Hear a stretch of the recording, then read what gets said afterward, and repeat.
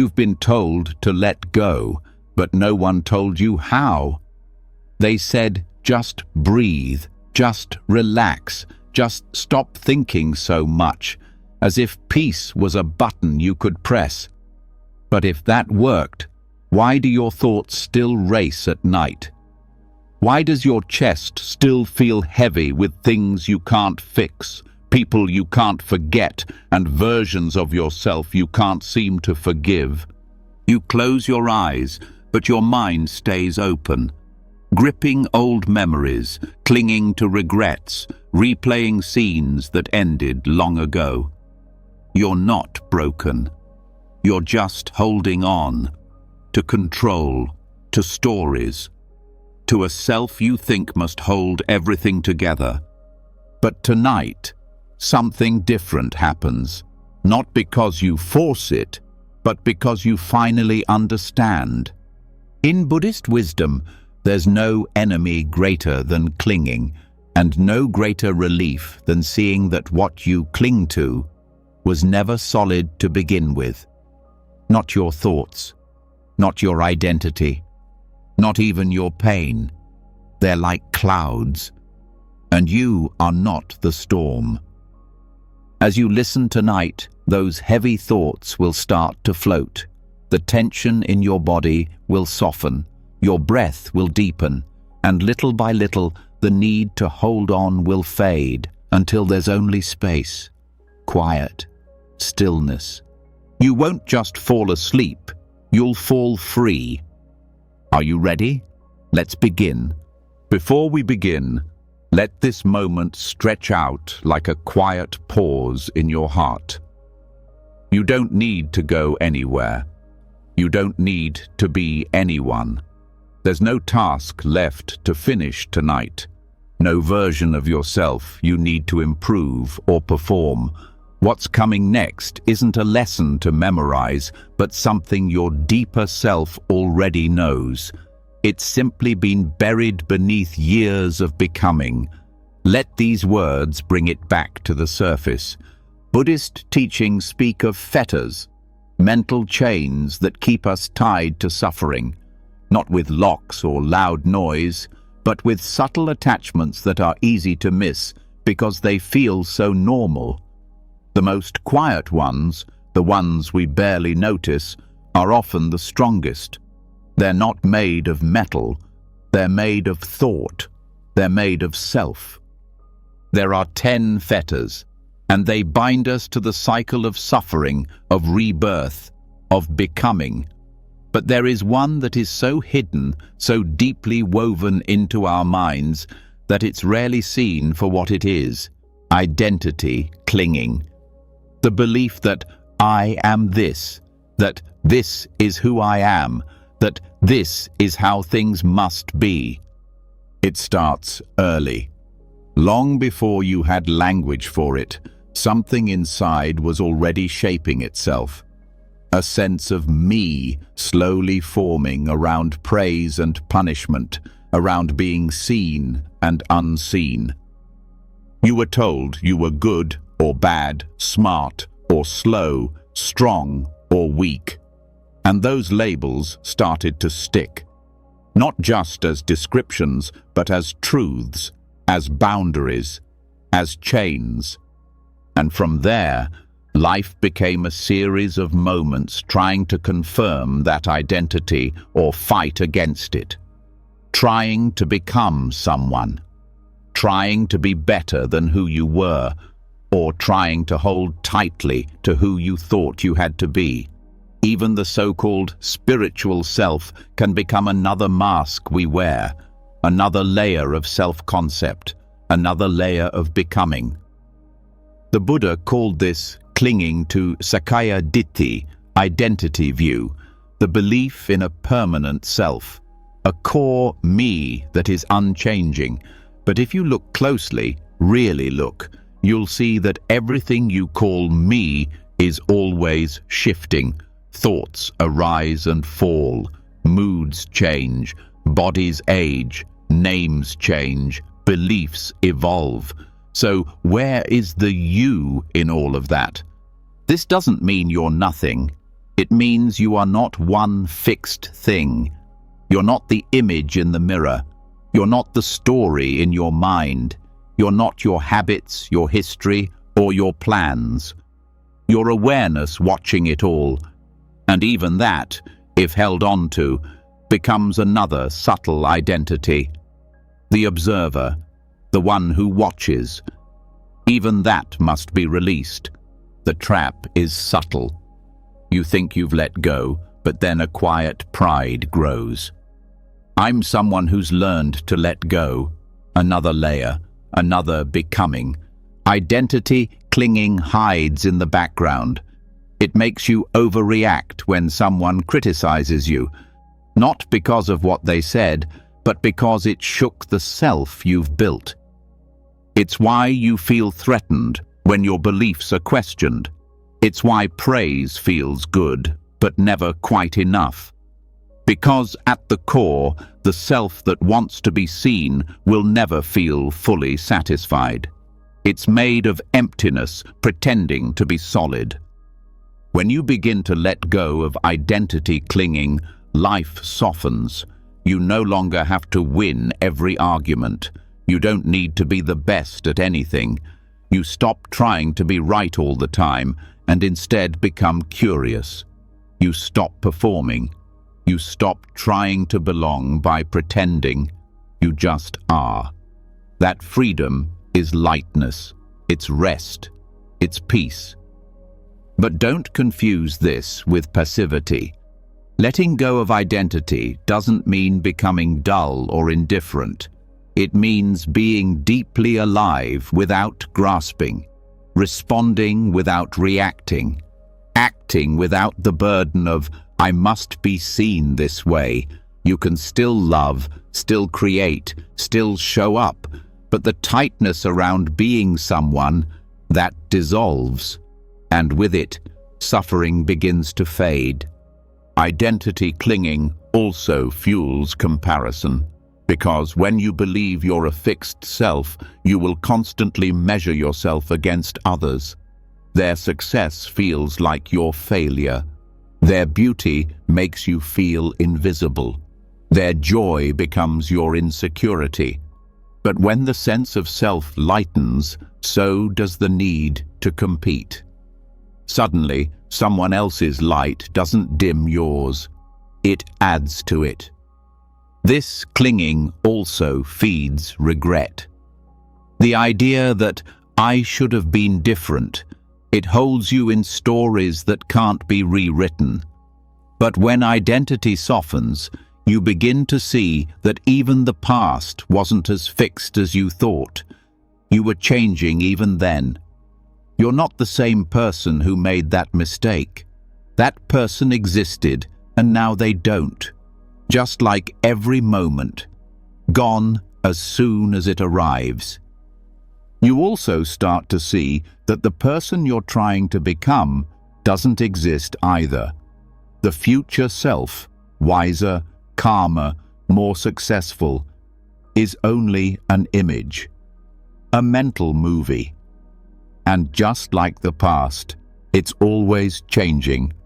Clinging to becoming keeps you from fully resting in the present. And this moment, this breath, is the only place peace lives. Even suffering becomes more workable when you release identity. Pain still arises. But now it's not my pain or my problem. It's just pain. It's just sensation. It passes through you like wind through an open window. It doesn't define you. It doesn't mark you. It just is. Clinging to identity can also show up in subtle ways. In your roles. You think you are the helper, the strong one, the victim, the peacemaker. But those are just masks. Useful in some moments, harmful in others. When you cling to a role, you limit your response. You stop seeing clearly. You only act according to your script, not according to what this moment actually needs. To let go of identity is to let go of the need to be understood a certain way. It is to give up the constant project of self-maintenance. It's to stop asking the world to mirror back a version of you. Because you're no longer chasing a reflection, you're resting in what you've always been, open, aware, and free. Letting go of identity also frees you from blame.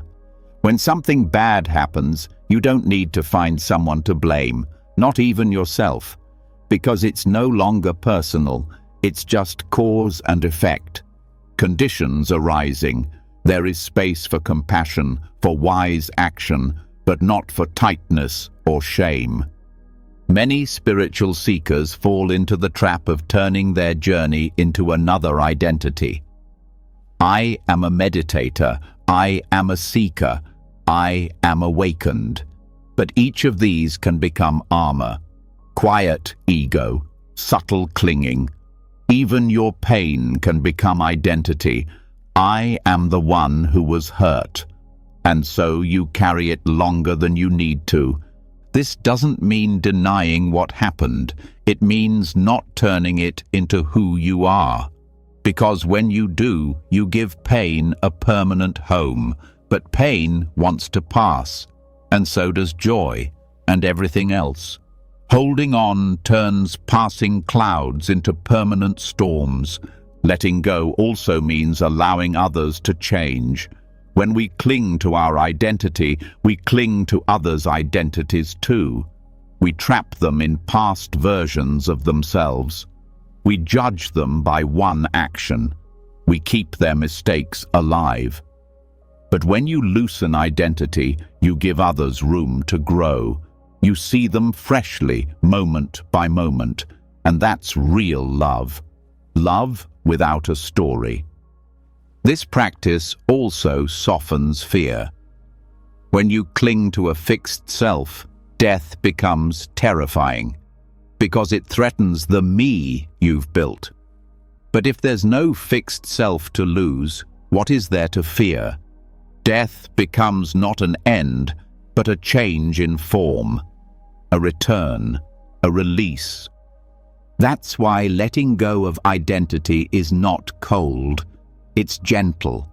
It's not about erasing yourself, it's about seeing clearly, about loosening the grip, about dropping the mask, not the heart.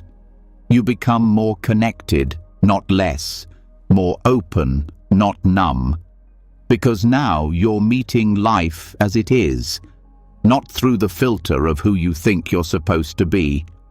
So, how do we do this?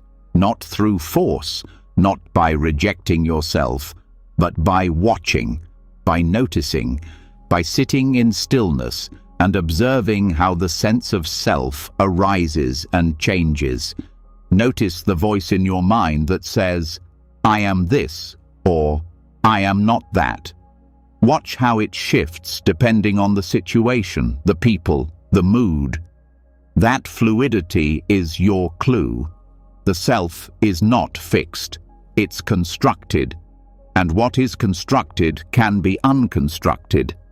Meditation helps not because it makes you better, but because it shows you what's already true. Thoughts come and go. Feelings rise and fall, labels appear and dissolve. The more you watch, the more the illusion softens, not all at once, slowly, naturally. And the more you let go, the more space opens. Not empty space, but peaceful space. A space where you can breathe, where nothing has to happen, where you are enough, not because of who you are, but because you stopped needing to be anything. This is not about withdrawal, it's about wise engagement. You can still act in the world, still care, still create, but you do it with a light touch, without needing to prove, defend, or cling. You become like water, flowing, flexible, clear. Letting go of identity also frees your energy. So much of your effort goes into holding up the idea of you. What happens when that's not necessary? You relax, you come alive, you can laugh more easily, cry more freely, rest more deeply, because you are no longer at war with yourself. And that, right there, is the essence of this teaching. You are not a thing. You are a happening, a moment, a breath. There's nothing to defend, nothing to hold. And in that realization is the peace you've been chasing. Not because you became someone new, but because you finally stopped becoming. And so, when all clinging to self begins to loosen, when even the subtle idea of me no longer has the power to shape our thoughts, what remains? When identity dissolves like salt in water and nothing inside says, "This is who I am," there is a kind of silence.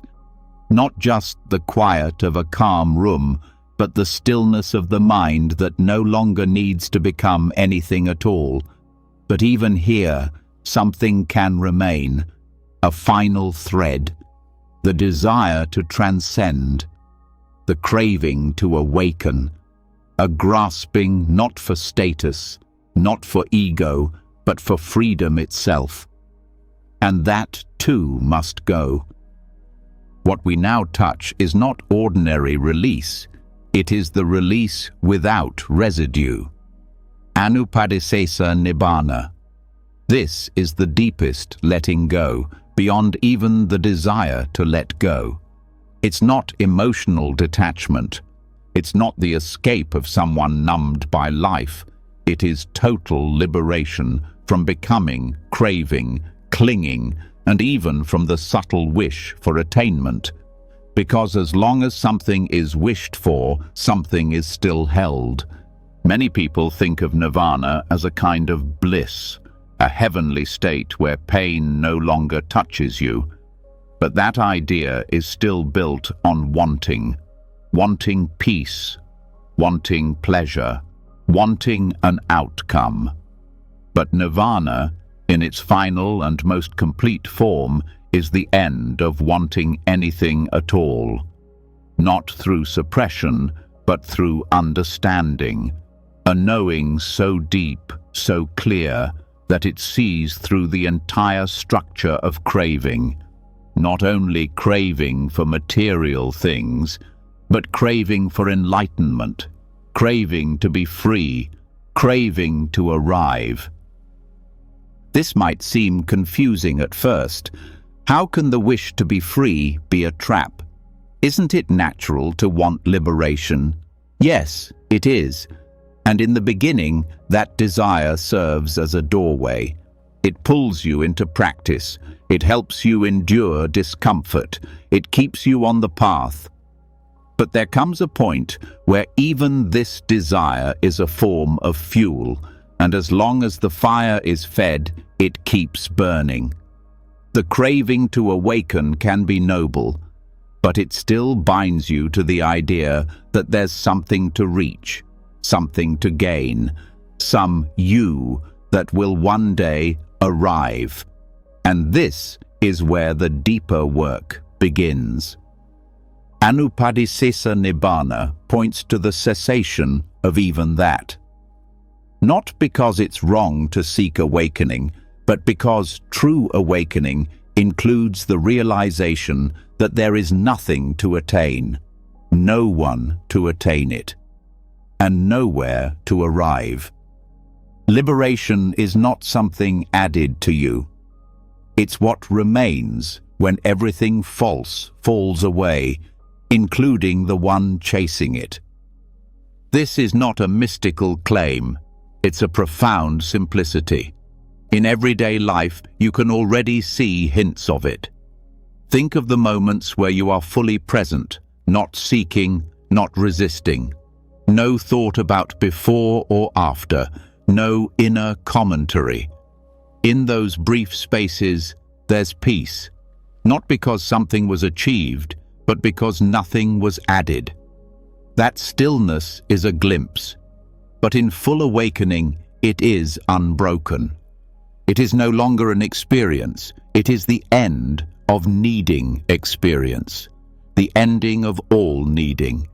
And this is why the teachings warn us not to mistake the path for the end.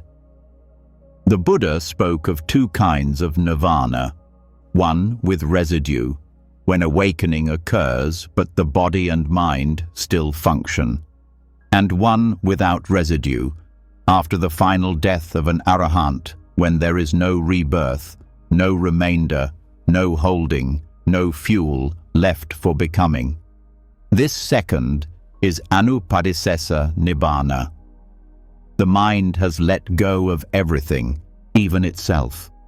This is not annihilation, it's not nihilism, it's not the destruction of a soul, because in Buddhism there was never a soul to begin with. There was only movement, conditioned arising, appearances mistaken for a person.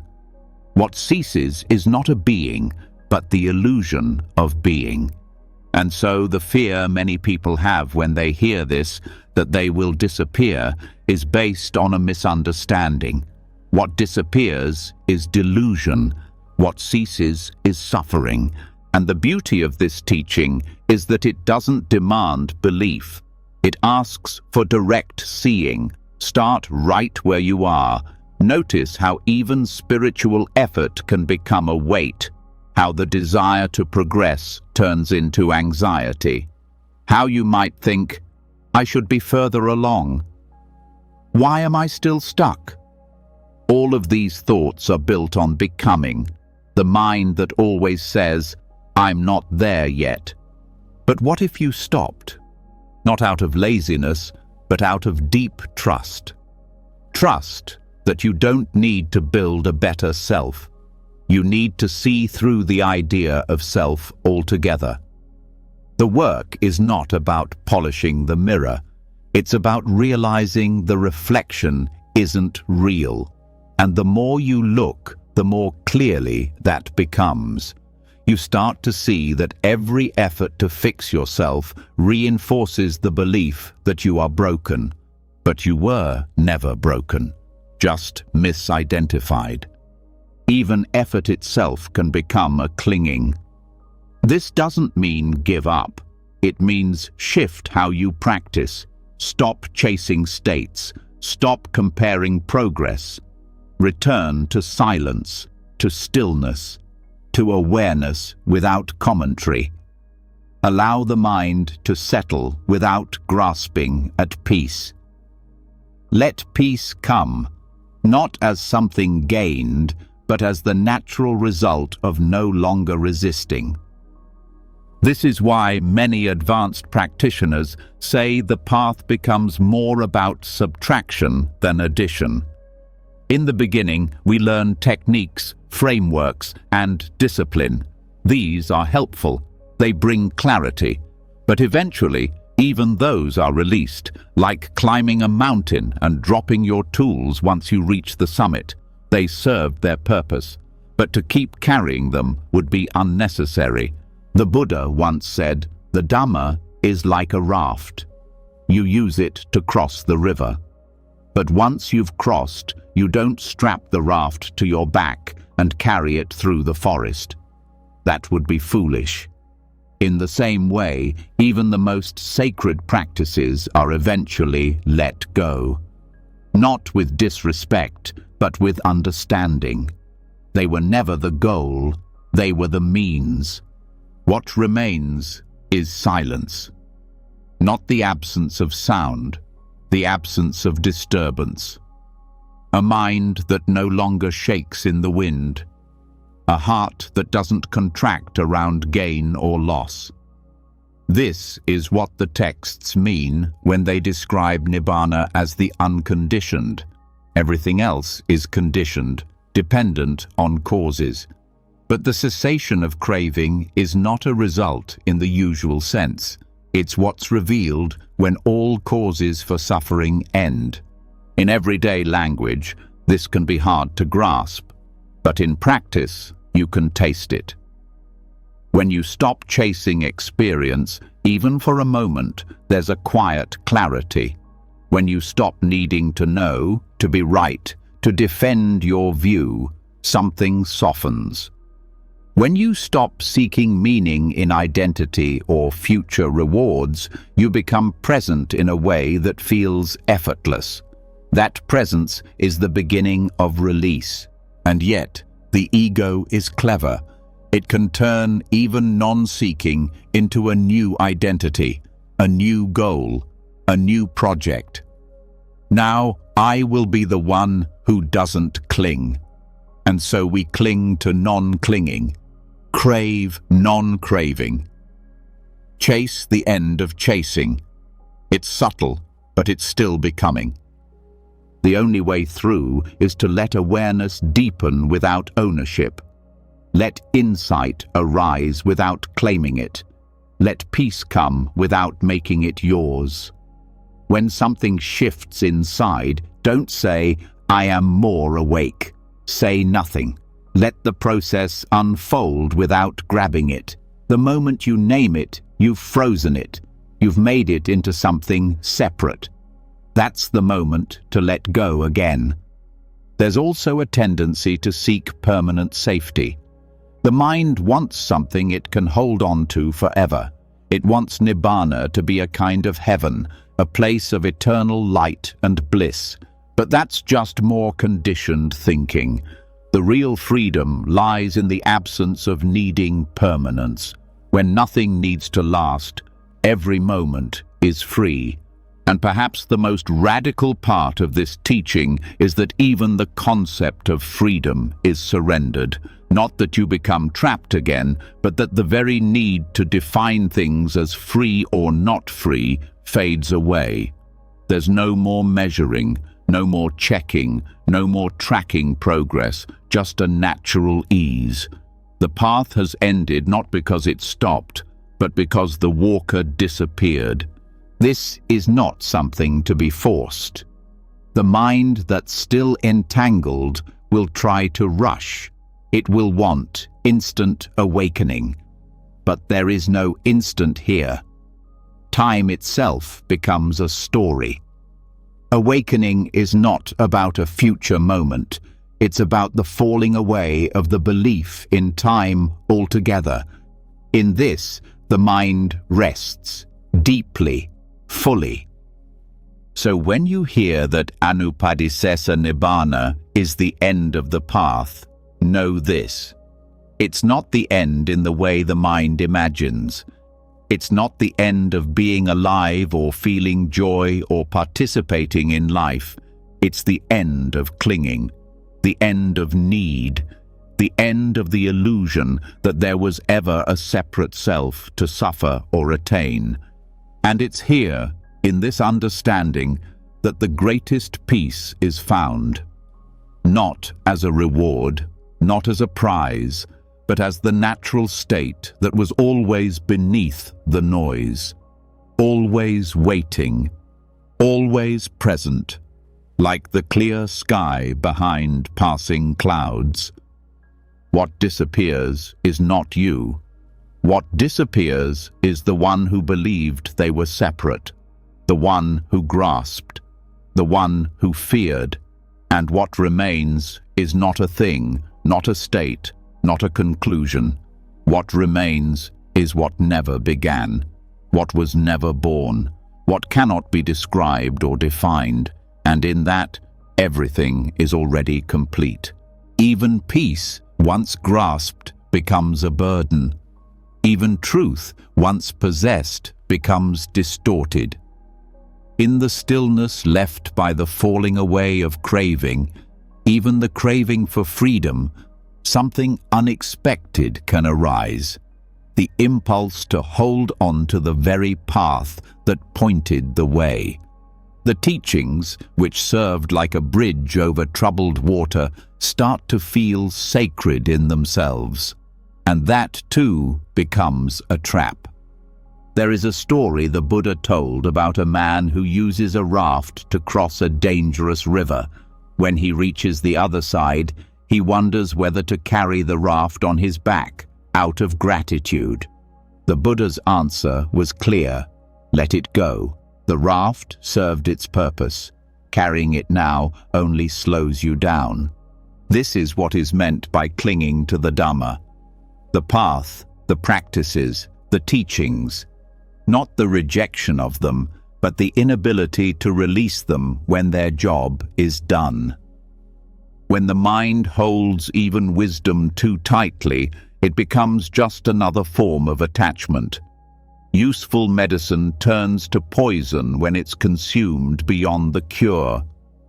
One of the most direct teachings about this comes in the Alagadupama Sutta, the simile of the snake. The Buddha warned that just as someone who grabs a snake the wrong way will get bitten, someone who grasps the teachings without understanding will be harmed. The Dhamma is subtle. It points beyond words, beyond concepts. If we hold on to the words, thinking they are the truth themselves, we miss what they were pointing to. This is why the teachings are called a finger pointing to the moon. The finger is not the moon. To mistake the teachings for the thing itself is like worshipping the signpost instead of walking the path. Yet this happens often. The mind, once freed from worldly clinging, looks for safety in spiritual forms. It begins to identify with views, with rituals, with ideas. And even though these ideas may be profound, they are still ideas, not the living reality of awakening. There are many ways this clinging to Dhamma appears. One is through intellectual obsession. A person becomes fascinated by scriptures, lineages, debates. They quote suttas and argue over interpretations. But the heart remains untouched. The teachings become armor. The mind becomes sharp, but the insight remains shallow. In seeking to master the Dhamma, they forget to be mastered by it. Another form is rigid attachment to techniques, a certain meditation method, a specific sequence, a belief in one right way. These can all be helpful when applied with flexibility, but when held tightly, they turn into barriers. The practice becomes mechanical, joyless. Progress is measured by compliance instead of freedom. And the original spirit of inquiry, that open, curious mind, is replaced by fear of doing it wrong. Some practitioners even cling to the idea of not clinging. They become attached to detachment. They try to reject pleasure, connection, emotion, not from wisdom, but from fear. In doing so, they disconnect from life. They confuse coldness with equanimity. But true freedom isn't about numbness. It's about intimacy with all things, without fear of loss. Detachment that is held like a shield is still clinging, just with a different name. There is also a danger in identifying as a follower of the path. The label itself becomes part of the self. I am a meditator. I am a practitioner. I am a disciple of the Buddha. This can foster discipline and motivation, but it can also harden the ego. When we hold too tightly to our spiritual identity, we start to separate. We create distance between ourselves and those we perceive as not yet awake. Pride appears in disguise. Humility fades. Clinging to teachings can even arise in the relationship with the teacher. Reverence can become dependency. Gratitude can become idolization. And instead of using the teacher's guidance to turn inward, the student begins to orbit around the teacher's personality. The Dhamma is forgotten, replaced with loyalty to form. True teachers point you back to your own clarity. They remind you, do not cling to me. Do not build another self around devotion. This clinging can also hide in the desire for certainty. The teachings provide structure, answers, a way of understanding the world. But if we cling to them as unchanging truth, we resist the very nature of the path, which is based on impermanence, uncertainty, and direct experience.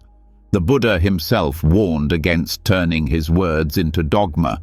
He said to test the teachings like gold, not by blind faith, but by practice. And still, the mind loves to hold on to views, even views about non-self, emptiness, and impermanence. The teachings point to freedom, but they are not the freedom itself. They are strategies, tools, skillful means. The moment we believe the Dhamma is a fixed truth, we stop looking, we start defending, and we lose the spirit of the path, which is to know for yourself, directly, in silence, in stillness. To be clear, the Dhamma is not the problem. The problem is how the mind uses it. When the teachings are used with wisdom, they guide us. When they are grasped with ego, they bind us. The same fire that warms can burn if mishandled. That's why the Buddha emphasized right view, not rigid view. Right view is a starting point, not an end point. It is meant to be seen through like a window, not worshipped like a wall. Even the most beautiful teachings, compassion, mindfulness, liberation, can become ornaments if we're not careful, worn like badges, repeated like mantras, but never felt deeply, never lived. And this is the key. The Dhamma is not meant to be admired. It's meant to be embodied. The words are there to help you see. Once you see, the words fall away. This is why silence becomes so important in the later stages of the path. Not as absence, but as maturity. A silence that isn't empty. It's full of understanding. When insight deepens, the need to speak about it fades. The mind stops needing to name things. It trusts direct experience. It rests in knowing without clinging to knowledge. In this silence, even the Dhamma dissolves, not in disrespect, but in fulfillment. The teachings dissolve the way a map dissolves when the terrain is fully known. No more pointing, no more seeking, just the simplicity of presence. The body breathes, the heart opens, awareness remains, and there is no one left to hold it. And yet, life continues. Walking happens, speaking happens, eating, laughing, listening, all continue. But the clinging is gone. There is no one trying to be spiritual, no one trying to hold on to purity, just a flowing, just a naturalness that cannot be claimed. This freedom includes everything and excludes nothing. It doesn't reject teachings, but it no longer clings to them. It doesn't resist form, but it no longer depends on it. It bows to the path and then steps off of it, not to leave the path behind, but because the path has become the ground. And still, there may be a pull, the old pattern of grasping, the desire to hold on to the stillness, the insight, the clarity. But even this can be seen, and when it's seen, it doesn't need to be fought. It simply fades. Again and again, the hand relaxes, the heart opens, the weight drops. The Buddha's words are not chains, they are keys, but the keys only work when they're used, not when they're framed and admired. Use them, trust them, but do not carry them once the door is open. Walk through, and do so lightly. In the end, freedom is not something we define. It is what remains when definition ends. And even the Dhamma, sacred, powerful, wise, must be surrendered in that final silence. That is not betrayal. That is completion. There's a tenderness to this, a humility. We see the effort, the striving, the learning, all of it, and bow, grateful, not clinging. The teachings brought us home, and now we simply rest there. No identity to hold, no future to chase, no truth to defend, no path to walk. Just this, always just this. And so, when even the teachings have been laid down, when the words that pointed the way are no longer needed, what else remains to be released? Often it's the most virtuous things that are hardest to let go of. Not because they are wrong, but because they are praised, because they seem to shine, because they feel good to the mind that wants to be good. One of the most overlooked forms of clinging is not to wealth or power, but to goodness itself, to the quiet pride of spiritual progress, to the record of generous acts, to the subtle weight of accumulated merit.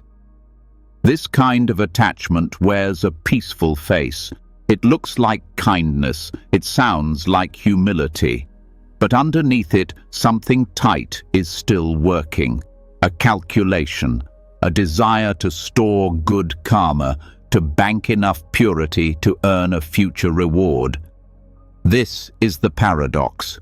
Striving to be good, to do good, to generate merit, can itself become a subtle grasping, a new identity, a quiet self built out of virtue.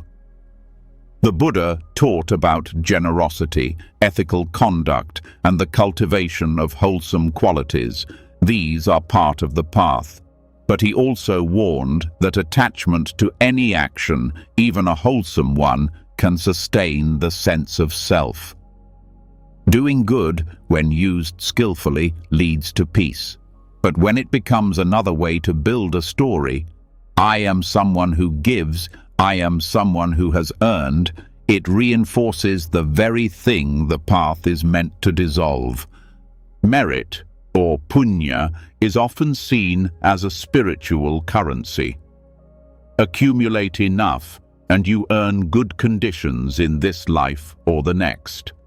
Acts of kindness, offerings, prayers, self-restraint, these are seen as steps towards something better. But if they are done with the motivation of getting, even if it's getting peace or enlightenment, they become bound by the same craving the teachings ask us to abandon. Merit-making becomes dangerous, not because it's unwholesome, but because it can be used to decorate the self. The mind may begin to compare. I've done more than others. Or it may worry, have I done enough? These are signs of attachment, not to the act, but to what the act is believed to achieve, to the imagined results, to the image of oneself as a virtuous person. Even subtle pride can bind the heart. The feeling of being more awake, more aware, more humble than others is still a form of elevation. It may not be loud, but it separates. It defines. It quietly whispers, "Look at me, becoming free." And in that moment, freedom is postponed.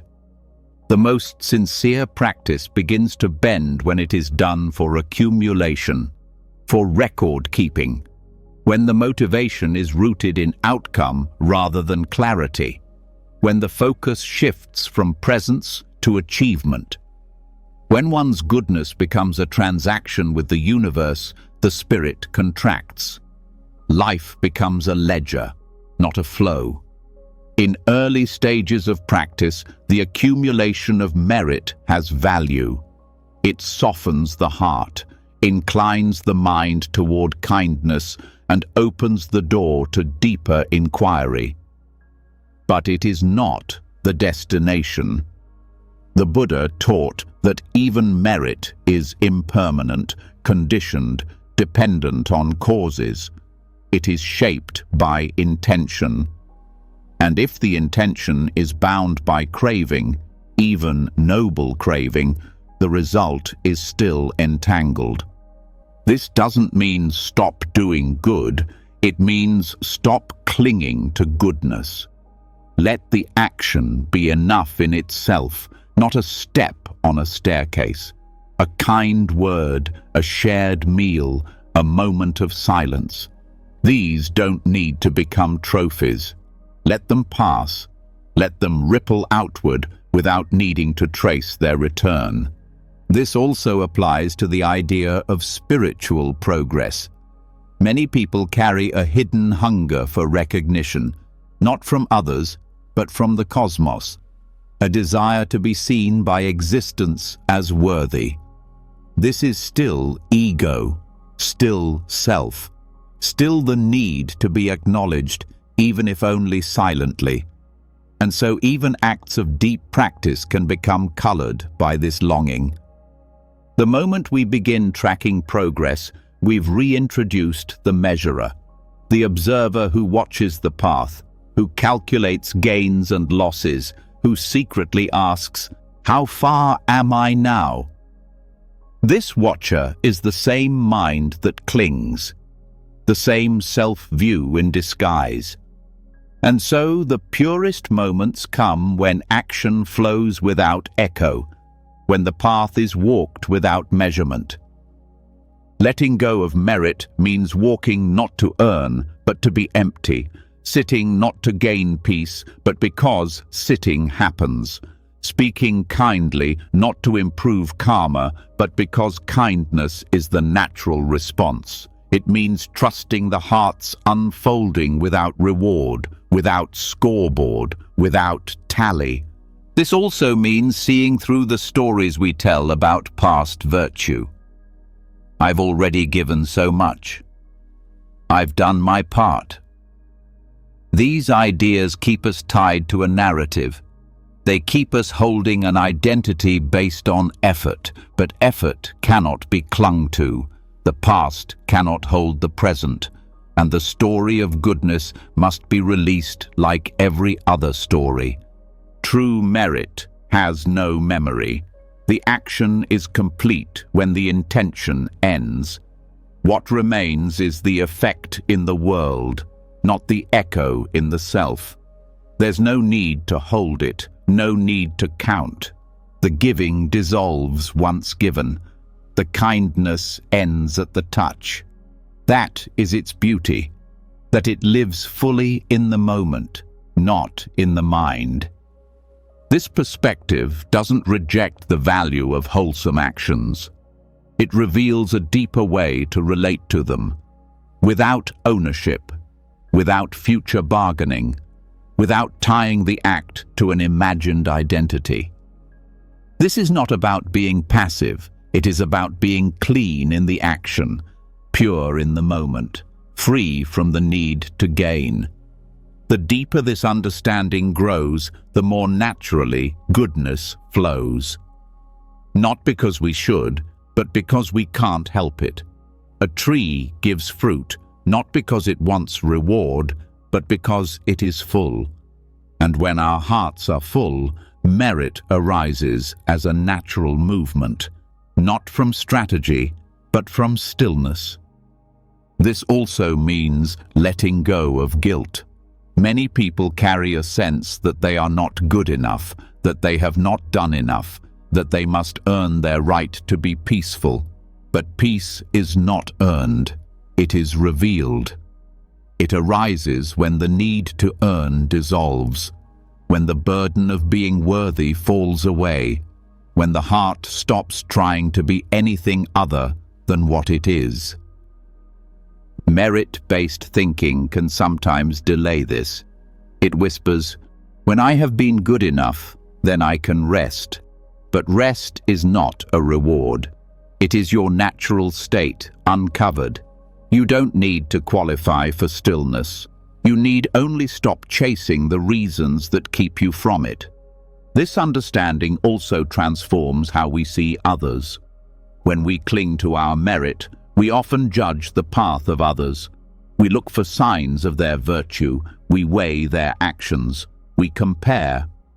But when we let go, judgment drops. We see others not as more or less evolved, but as fellow travelers. Different paths, different timing, same emptiness behind the forms. This also invites a gentler view of life's challenges. When merit is seen as currency, suffering can feel like punishment. We ask, what did I do wrong? But when the idea of accumulation falls away, we stop assigning blame. Suffering is no longer seen as a debt. It is seen as life, arising, unfolding, dissolving, not personal, just part of the flow. Letting go of merit also invites freedom from effort, not laziness, but naturalness. Effort that is clean, light, responsive, not tight, not calculated, not burdened with expectation. We do what is needed, not for gain, but because it is clear, because it feels right, because the heart is open. The deepest peace arises when nothing is held. Not goodness, not accomplishment, not future reward. Even the wish to be remembered can soften. The fear of being forgotten dissolves when we are no longer trying to prove our worth. When we live fully in presence, there's no need to be written into history. There's only the moment, blooming and fading, like everything else. This letting go is not a rejection of beauty. It is the release of ownership. The sunrise is still beautiful, even if we don't paint it. A life can be deeply meaningful, even if it leaves no monument. Merit is like fragrance, real, but not something to carry. It passes through, it touches others, and it fades.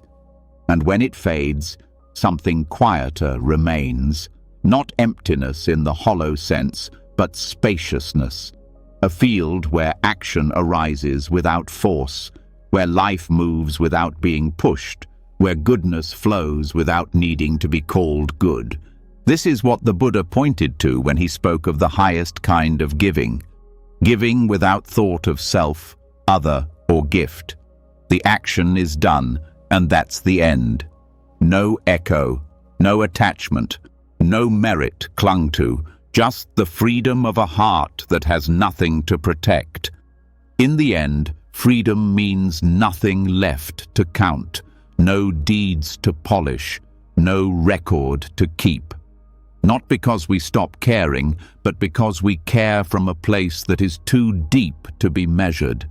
A place where silence is the offering, where the clean breath is enough, where the open hand gives without memory.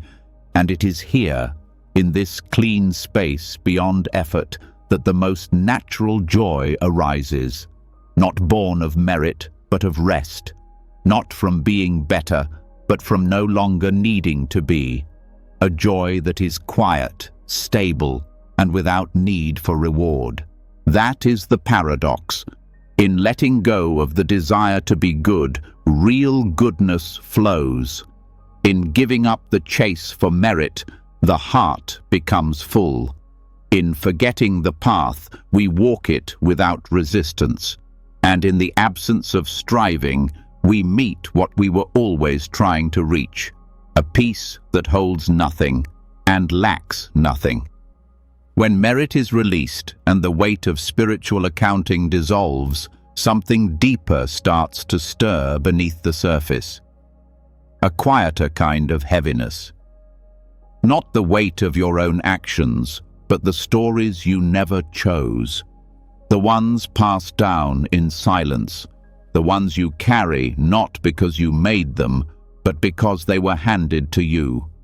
Family patterns, ancestral echoes, emotional imprints that arrive long before understanding. These too must be seen. These too can be released. The Kulakama Vibhanga Sutta, a discourse spoken by the Buddha, presents a subtle but powerful truth. Not all suffering comes from this lifetime alone. Some of it is born from actions taken long ago. Not only our own actions, but the complex weave of karma that moves through families, cultures, and generations. Karma is not a punishment, nor a fate written in stone. It is movement. It is cause and effect, unfolding through time and mind. And like any pattern, it can be understood. When it's understood, it can be met with wisdom, and when it's met with wisdom, it can lose its grip. Many people live with a sense of emotional inheritance. They notice habits they didn't choose, reactions that feel automatic, fears that appear without clear reasons. There may be a family history of anxiety, conflict, silence, shame, or pride. These are not just memories. They are patterns repeated until they feel like truth, until they settle into the body like a second skin. Karma is not just what we do. It is also what we absorb, what we unconsciously continue, and what we must wake up to if we wish to be free. The Buddha did not deny the influence of past actions. He named it clearly. He explained that beings are born into different conditions, ease or hardship, health or illness, intelligence or confusion, because of actions committed in previous lives. But he also made something else very clear. No karma is final. Conditions shape us, but they do not trap us. We are not bound by our lineage, only affected by it. And those effects can be transformed. This is where mindfulness becomes more than presence. It becomes recognition. When we begin to observe our inner world with clarity, we start to see which parts of us are responses and which are repetitions.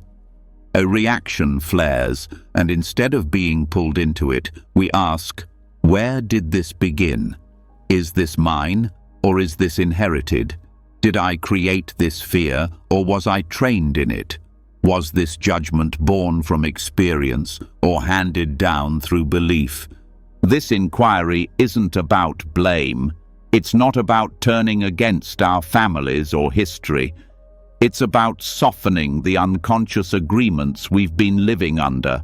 Agreements to carry pain that isn't ours, agreements to repeat behavior that harms, agreements to define ourselves by the wounds of others. The moment we see them, we create space, and in that space there is choice.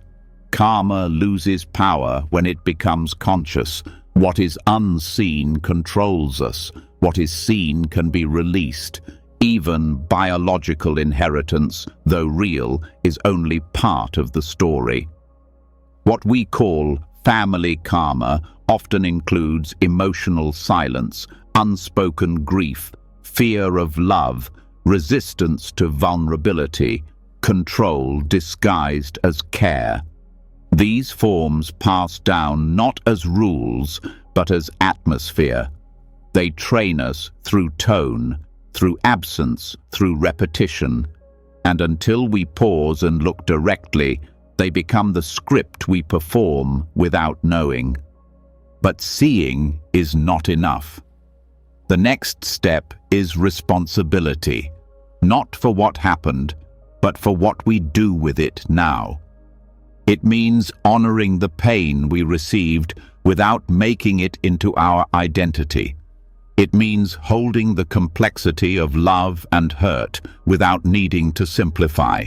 It means forgiving not to excuse, but to let go of the desire for repayment. Forgiveness in this context is not passive. It's a radical act of untangling. This release also includes grief. Many people carry unresolved sorrow from what was missing. Care not given, connection not offered, trust broken.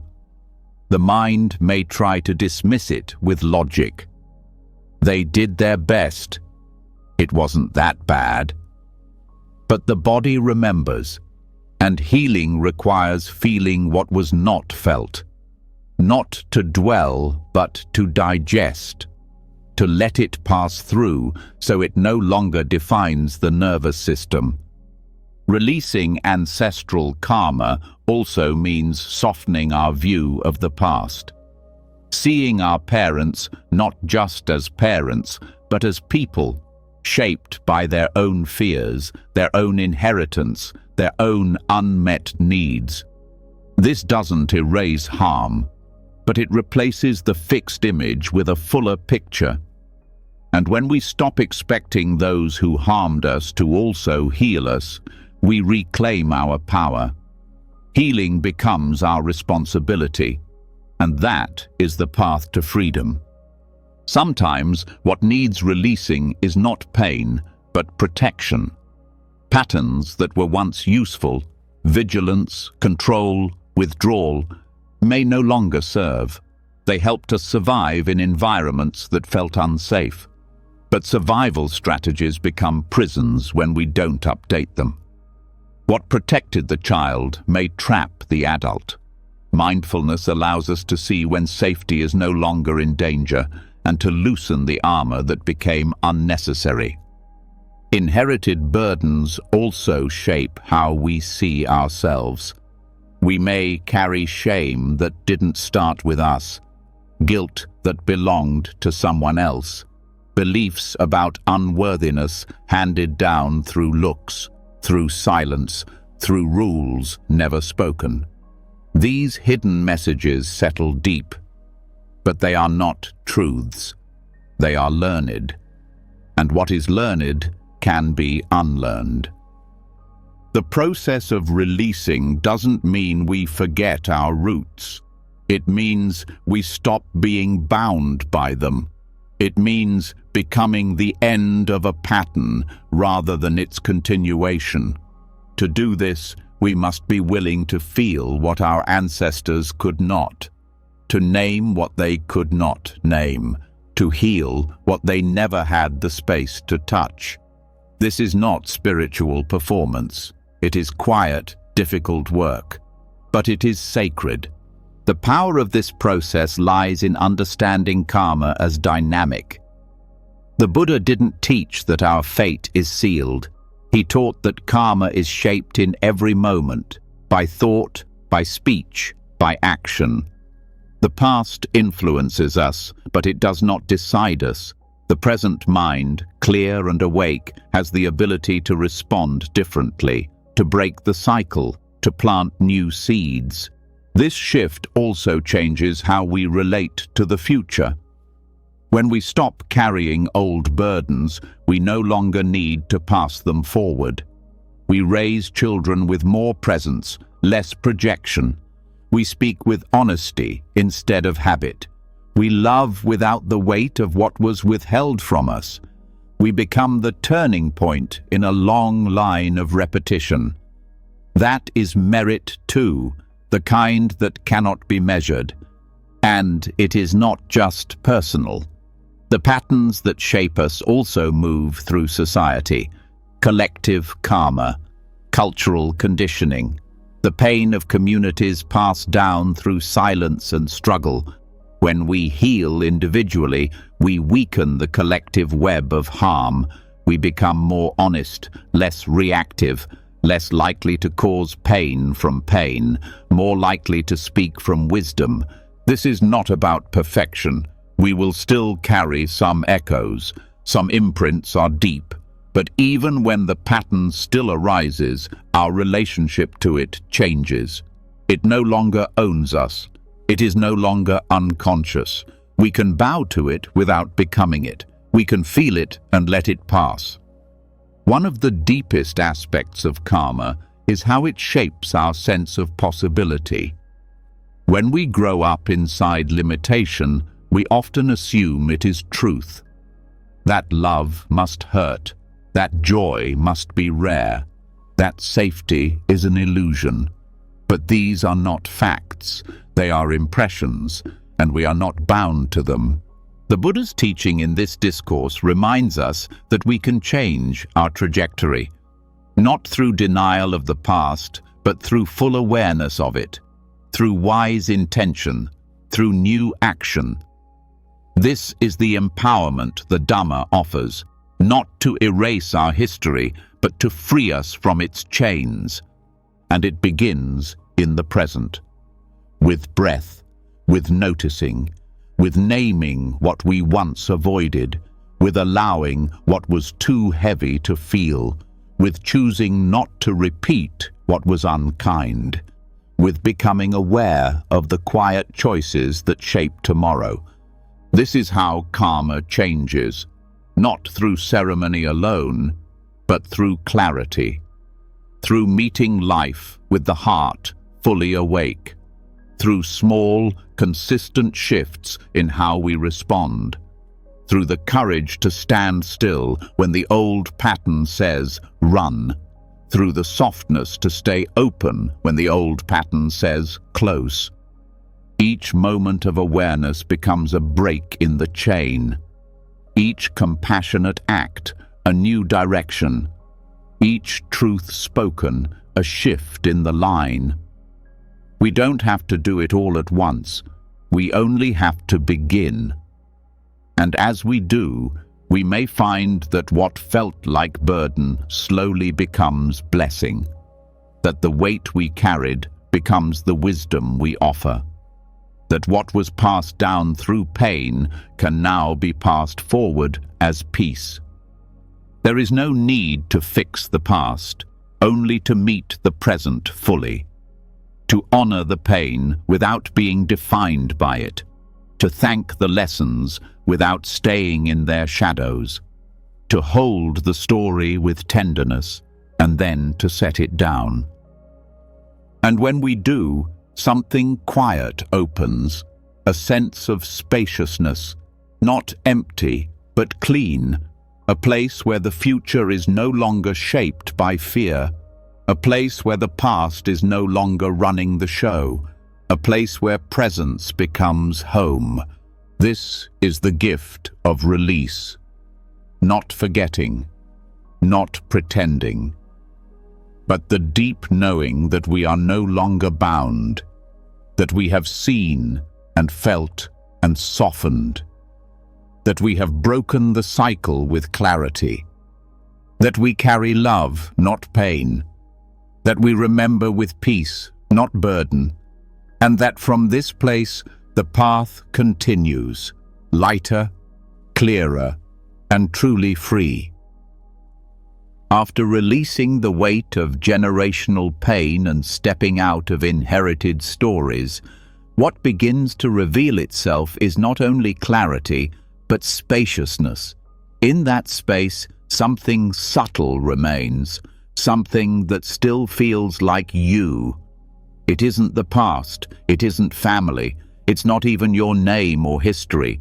It's quieter than identity and gentler than thought. It is the sense that there is a stable center within that observes everything else, the one who sees, the one who watches, the silent witness. For a time, it feels like freedom, but even this must be seen clearly. In many teachings and practices, becoming the observer is encouraged. It creates a gap between reaction and awareness. It softens identification with thoughts and emotions. It offers a sense of distance from the chaos of experience. And for those entangled in pain, this is a gift. To realize, I am not my anger, or I am not my sadness, is a liberating insight. It's the beginning of stepping out of suffering. But that's all it is, the beginning. At some point, even this I who watches becomes a construction. Subtle, yes. Peaceful, yes. But still a self. Still something owned. Still something held onto. The observer begins to feel like the final truth, but it is still within the field of experience. It still arises. It still depends on conditions. It is not as solid as it seems. The mind is clever in preserving itself. After letting go of roles, beliefs, stories, and even the idea of self, it will take refuge in what feels formless. It will say, I am not the body, I am the awareness of the body. I am not the thought, I am the space in which thought appears. These perspectives bring calm. They create separation from stress, but they also reintroduce a quiet sense of being someone who sees. The observer is a cleaner version of ego, refined, silent, but still present. This identity of the witness can remain unnoticed for years. It doesn't scream, it doesn't fight, but it holds its shape through spiritual language, through quiet pride, through the effort to remain present. It speaks softly. I am the one who does not get lost. I am the one who notices without judgment. These thoughts are subtle self-definitions. They divide experience into observer and observed. And where there is division, there is still clinging. True non-duality requires that even this line dissolves, not just the surface, but the subtle structure underneath. The idea that there is a center within awareness must be questioned, not denied, not rejected, but looked at with deep honesty. Where is this witness located? What shape does it have? When does it arise? If it can be found, if it can be described, then it too is part of the arising, not outside of it. The practice then becomes even more quiet. It is not about resting in the observer. It is about noticing that the observer also comes and goes. There are moments of intense clarity, and there are moments of total forgetting. If the observer were truly permanent, it would never leave. But it does. It fades when attention is pulled. It returns when the mind is steady. It changes depending on awareness. This means it is not ultimate. What happens when the observer is released? Experience remains. Sound, sight, sensation, thought, all still happen, but there is no longer a someone watching. Awareness is not missing, but there is no longer a sense of ownership within it. It is not being done by anyone. It is not being directed or claimed. It simply is. This dissolving is not annihilation. It is intimacy. Without the watcher, the division disappears. There is no space between awareness and what is seen. There is no distance between self and world. Experience unfolds with no reference point. The boundary falls, and what's left is full inclusion. There is often fear around letting go of the observer. It feels like the last refuge, the final safe place. To let it dissolve can feel like disappearing. But what disappears is only the illusion of control. What vanishes is the idea of a stable core within the flow.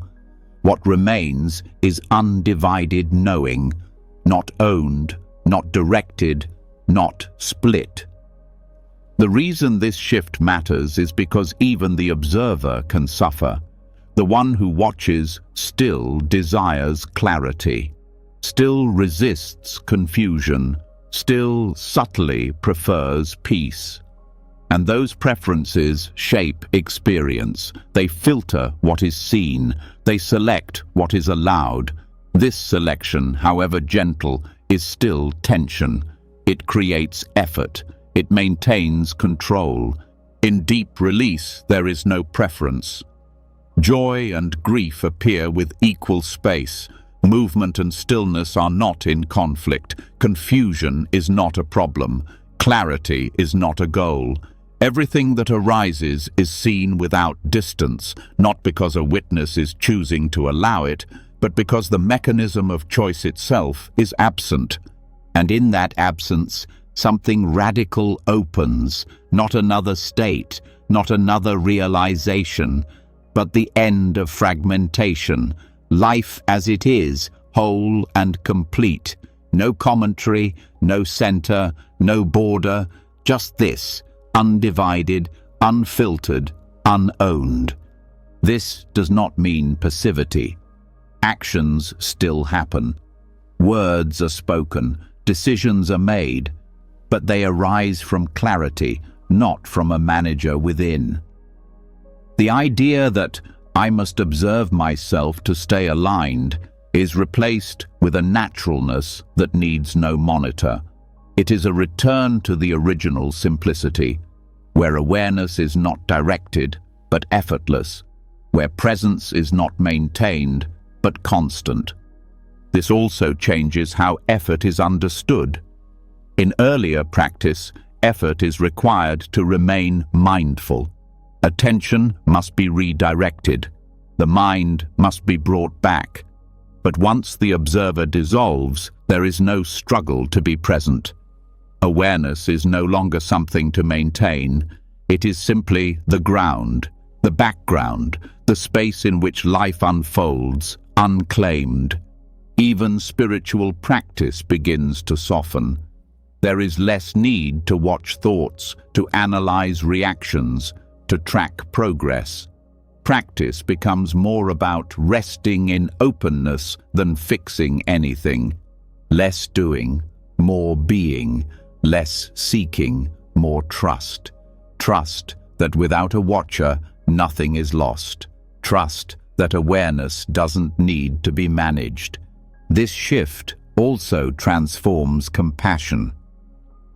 As long as there is an observer, compassion can remain conceptual. I see your pain. I choose to be kind. But when the observer dissolves, separation dissolves. Compassion is no longer a choice. It is the natural expression of no distance, of direct connection, of love without an observer. This intimacy with experience also includes the body. With no one watching, sensation becomes more vivid. There is no filter, no one deciding what to feel. The body becomes an open field, alive, responsive, grounded. Movement arises not from decision, but from need. Rest, gesture, stillness, all unfold in harmony with the moment. Thoughts also change texture. Without an observer naming them, they lose sharpness. They pass through like clouds, not narratives. They arise and vanish without echo. There is no one holding them, no one pushing them away, no one turning them into identity. Thinking becomes softer, quieter, not always, but often. And even when it's busy, it's not personal. Language becomes simpler. The need to explain, to describe, to be understood relaxes.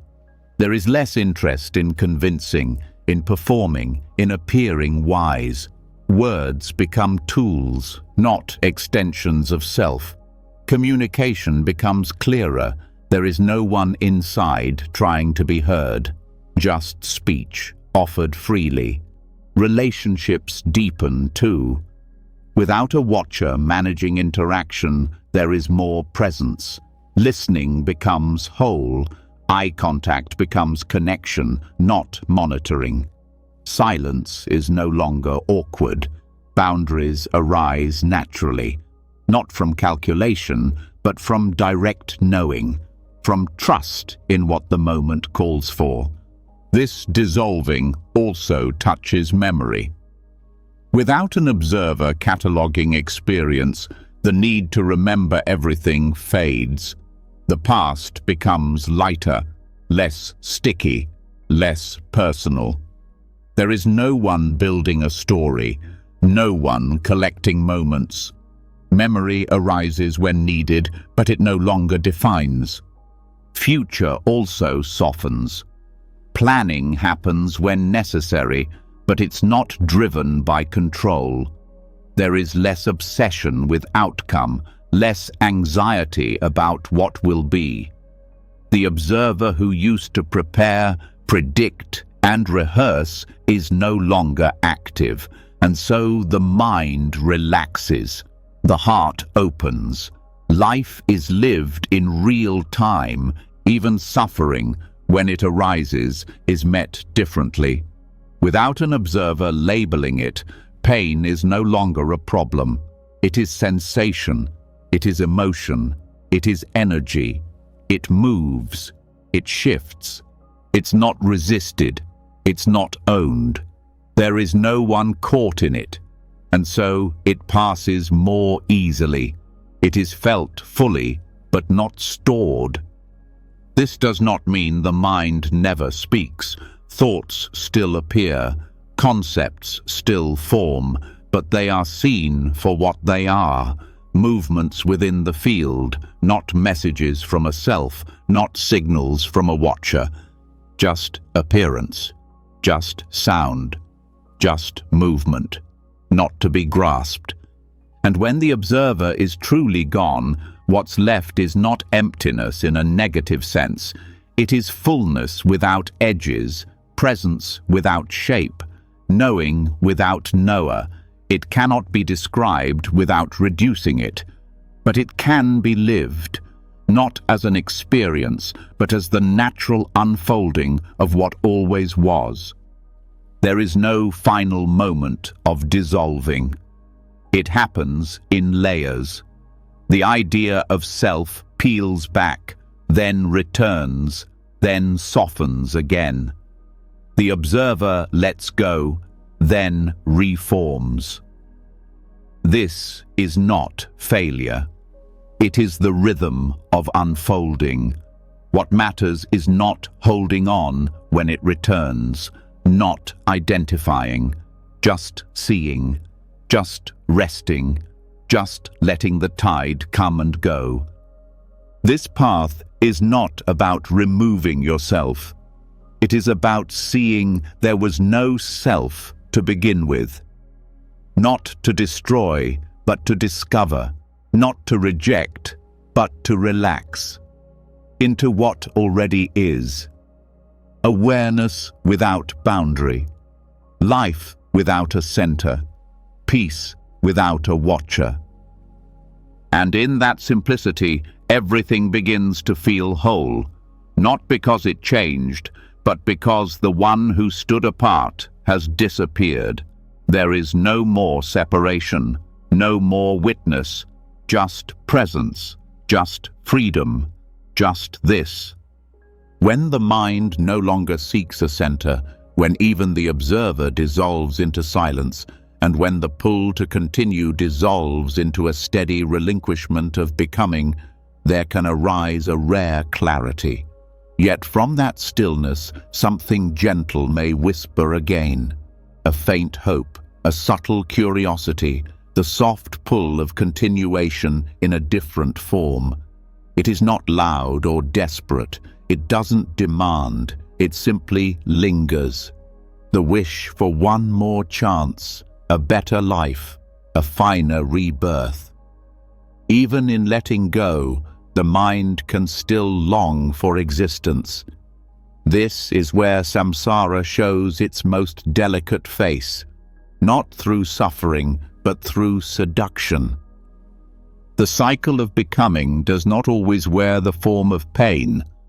Often it appears as beauty, opportunities to return, to relive, to refine what was unfinished, to perfect what was broken, to continue loving what feels precious, to reach some future version of awakening or truth or joy. The mind tells a quiet story, that the next moment, the next body, the next lifetime will be clearer, wiser, more whole, that the path continues, that there's still something more to experience, to know, to become. This, too, is attachment. Rebirth is often misunderstood as a reward for virtue, a continuation of progress, or a stage for spiritual completion. But in the Buddha's teachings, rebirth is neither punishment nor reward. It is merely the result of conditions. It is fueled by what remains unfinished, the craving that continues to move the mind forward, seeking stability in impermanent forms. Even a birth into blissful realms is not final. No realm, no matter how radiant, is beyond change. All of them pass. What arises will cease. Even joy cannot last forever if it depends on causes. This is why the Buddha did not point toward heaven as the goal. He pointed toward release. He did not encourage becoming again and again, but rather the end of becoming. This is not rejection, it is wisdom. It is the deep knowing that the cycle, however beautiful its forms, is unstable, and what is unstable cannot be relied upon. There are many types of rebirth described in the teachings: realms of suffering, realms of desire, realms of form, and formless realms of vast peace. But all of them, without exception, are conditioned.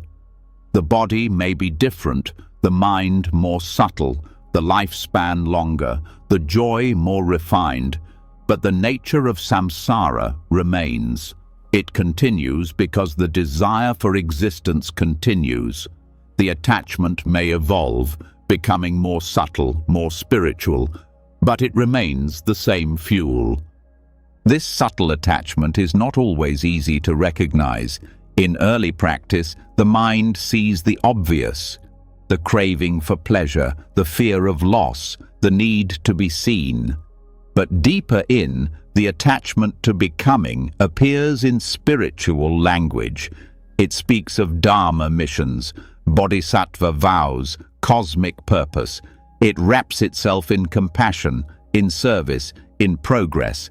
And yet, it quietly insists on future, on identity, on survival through roles. To see this clearly requires deep honesty. It requires a willingness to sit with the discomfort of not continuing, the discomfort of not becoming, the discomfort of cessation. The desire to return must be observed without feeding it, not pushed away, not indulged, but known as it is, a form of clinging.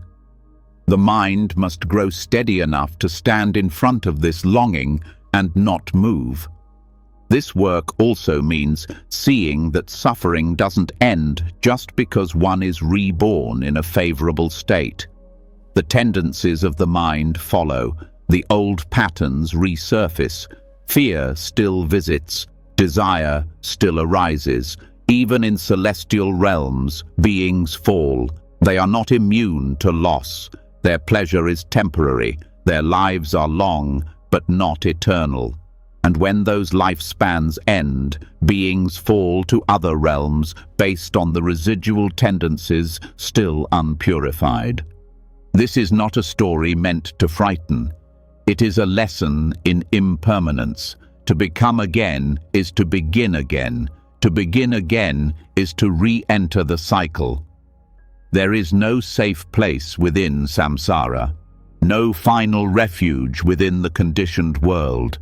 No experience, no realm, no attainment can serve as permanent rest if it depends on arising conditions. The craving for rebirth also hides in the wish to leave a legacy, to be remembered, to continue through influence, teachings, creations, or lineages. But even this desire must be seen clearly. Legacy is a kind of echo, a lingering form of self, a soft craving to leave a mark. But all marks fade, all echoes disappear, all stories eventually dissolve. Releasing this longing is not despair, It is freedom from needing continuity to feel complete. Letting go of rebirth also brings up fear. Fear of disappearing, of being nothing, of losing awareness. But the Buddha never taught that release meant annihilation. He taught that what ceases is clinging, what ends is suffering. The fear of not existing is based on the belief in a self that exists.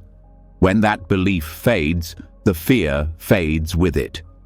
Awareness is not destroyed.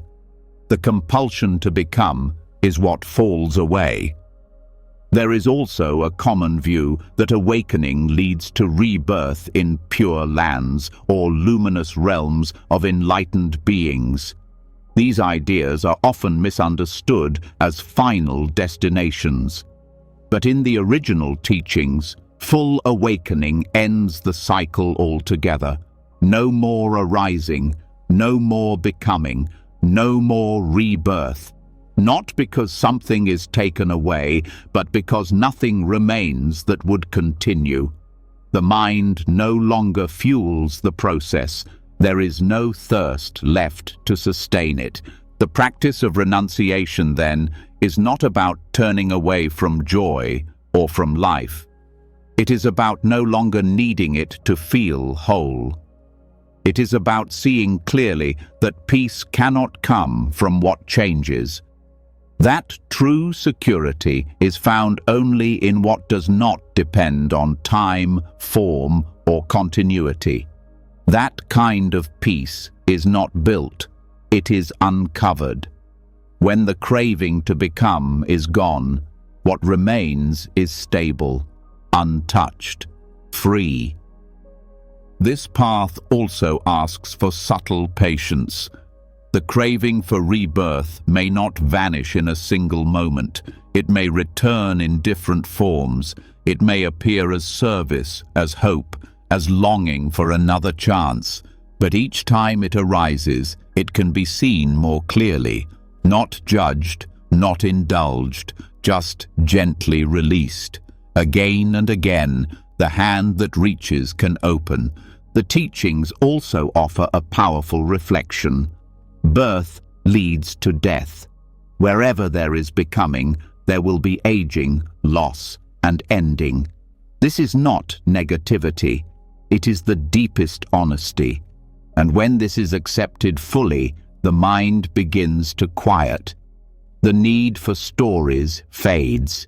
The desire for movement slows. The value of each moment increases, not because it must return, but because it need not.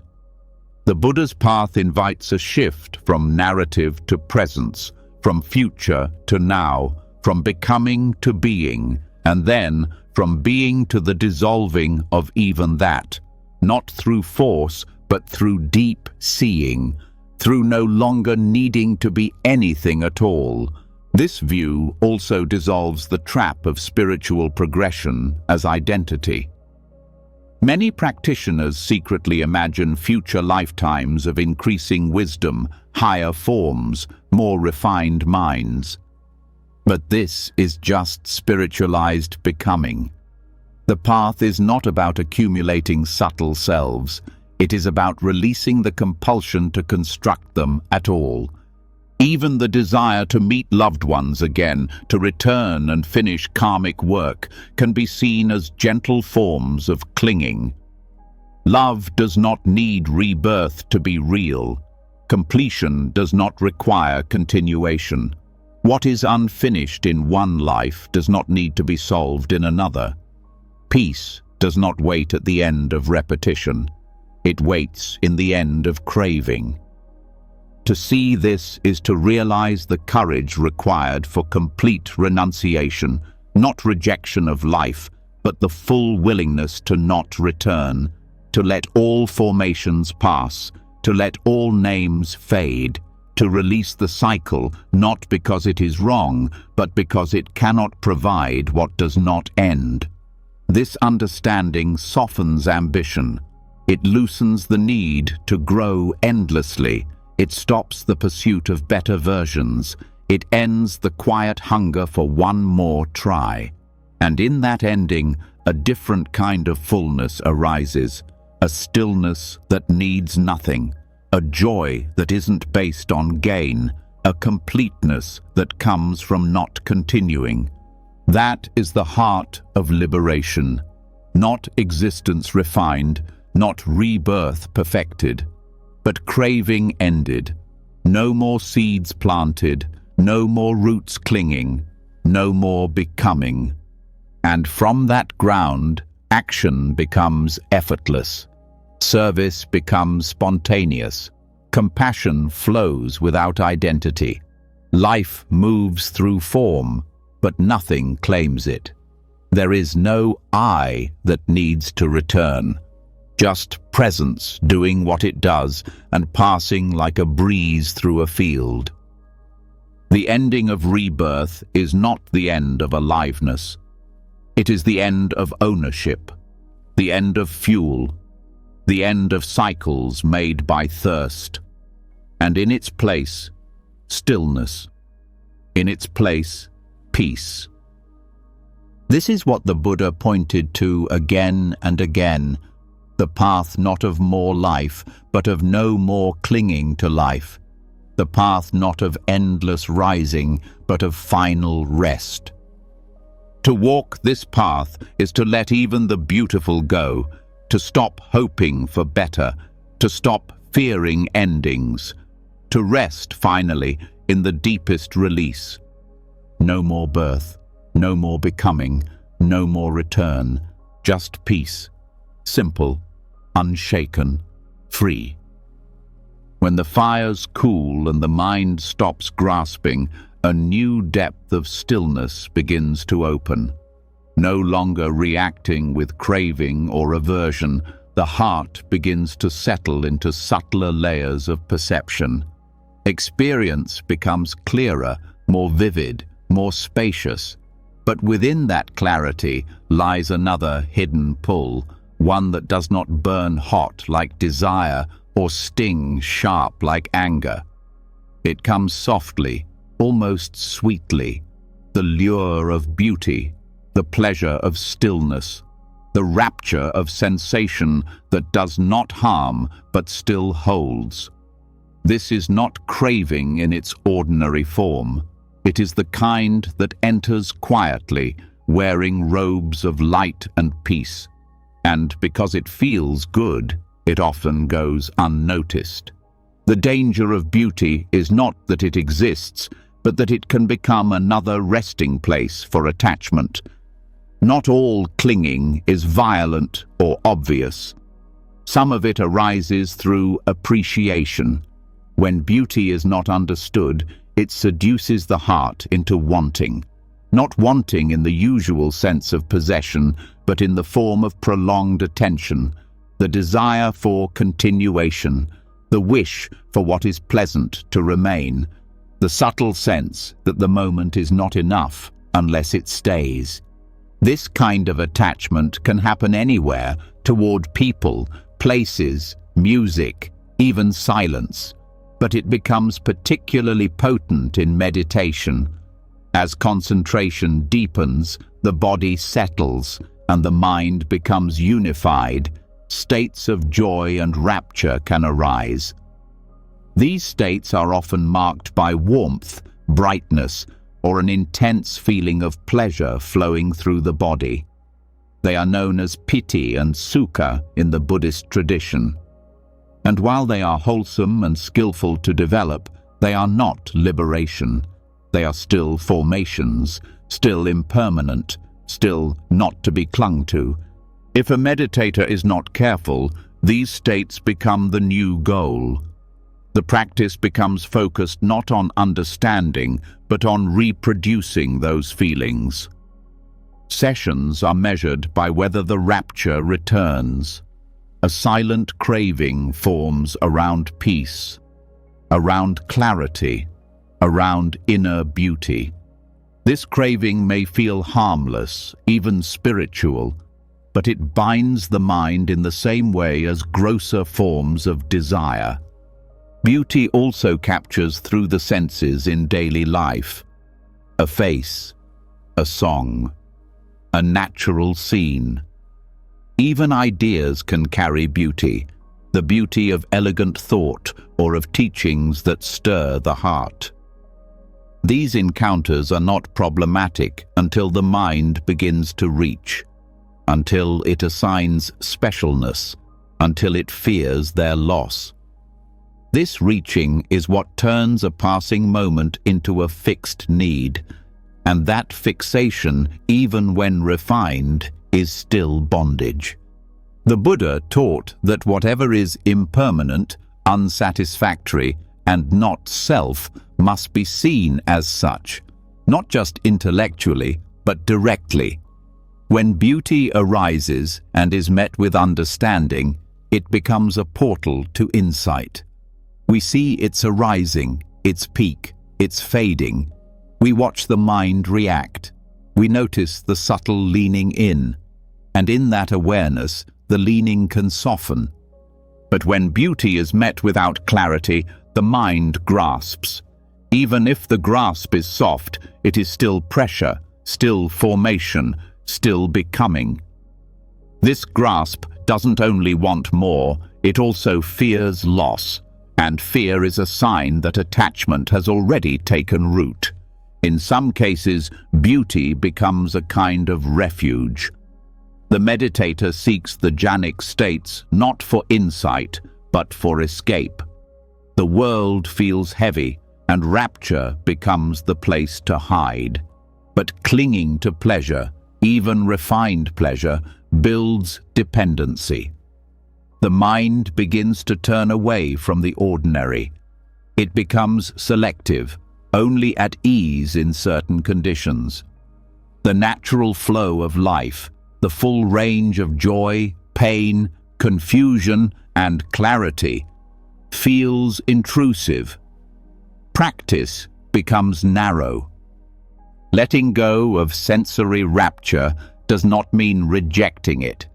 It means meeting it fully, without making it into something personal, without building stories around it, without shaping identity from it. The state may arise. Let it. Enjoy its presence without owning it. When it fades, let it go without longing. This is how beauty is honored without becoming trapped by it. The danger also arises when beauty strengthens conceit. A practitioner may become identified with their ability to access deep states, with their capacity for calm or radiant experience. This identification reinforces the sense of self in subtle ways. It quietly says, "I am someone who has attained," and with that comes comparison, pride, subtle superiority, a craving not only for beauty, but for the image of being close to it. Clinging to beauty can also delay wisdom. Because rapture feels complete, the mind may lose interest in deeper inquiry. It rests in pleasant states without asking questions, without examining impermanence, without noticing suffering. Insight practice requires movement beyond comfort. It demands the courage to sit with what is unstable, unsatisfying, and impersonal. Beauty, when grasped, can become a wall to that truth. Even in the arts, beauty seduces. A well-crafted poem, a haunting melody, a piece of wisdom perfectly phrased. These can all become objects of attachment. They stir something deep, and that stirring is mistaken for truth. But if truth depends on form, it is not stable. The path does not reject art or sound or expression, but it asks us to see their nature, to enjoy without need, to let go without regret. There is also beauty in concepts, the elegance of a philosophy, the symmetry of a teaching. These intellectual forms can become attachments when they provide comfort rather than clarity. A belief, when beautiful, can be harder to question, but the Dharma is not based on how it sounds, it is based on what is real. Even the most inspiring idea must be tested against experience. If it cannot hold up to the truth of impermanence and non-self, it must be released. As dispassion grows, beauty is not denied, it is deepened. It is no longer a means to an end. It is simply what arises. The scent of a flower, the stillness of dusk, the rhythm of walking. These are no longer doorways to desire. They are expressions of the moment, complete as they are. No reaching, no clinging, just clear seeing. This clarity reveals that beauty is not in the object, but in the mind that meets it with awareness. When craving fades, everything becomes more beautiful, not because it changes, but because the mind is no longer seeking. The heart is open, and beauty flows through it, leaving no residue. There is no stickiness, no need to hold, just appreciation followed by release. Even spiritual language can be seductive. Words like grace, bliss, or awakening may carry emotional charge. They create expectations. The practitioner may begin to seek experiences that match these words, but no word can capture the simplicity of truth. If we cling to how awakening is described, we may miss its presence. It is not always radiant. Often it is quiet. Often it feels like nothing special. The beauty we imagine is not always the peace we find. The practice, then, is to see the moment clearly, not for its decoration, but for its nature, not for its charm, but for its truth. The pleasant and the unpleasant are both part of this field, the beautiful and the painful, the still and the restless. When none are preferred, all can be known. Letting go of sensory rapture also requires attention to intention. Why are we seeking beauty? What are we avoiding? What do we believe it will provide? These questions bring us closer to the core, closer to the heart of the grasp. Often, beauty is pursued to cover a sense of lack, to distract from the fear of groundlessness, to create an illusion of stability. When these tendencies are seen, they can be met with gentleness, not judged, not suppressed, just known. As the mind grows quieter, its sensitivity increases. Beauty becomes more frequent, not because the world changes, but because perception refines. This is why letting go becomes more urgent. As awareness sharpens, so does the pull of beauty. But wisdom sees through it. Wisdom enjoys the moment, but never gets lost in it. The joy is real, but it is no longer needed. This is the difference between pleasure and attachment. Pleasure is natural. It arises and passes. Attachment resists the passing. It turns a moment into a possession, and in that possession, suffering is born. The fire returns. The burn begins again. Even if the object is subtle, even if the moment is peaceful, if there is clinging, there is tension. The path is not to remove all beauty. It is to meet it with wisdom, to stay steady when joy arises, to remain clear when peace unfolds, to appreciate what is present without building a home inside it. When that becomes possible, freedom deepens. The heart is no longer ruled by preference. The senses are no longer pushed or pulled. The world still offers its forms, but the mind no longer builds illusions around them. This freedom is not cold, it is alive. tender, present.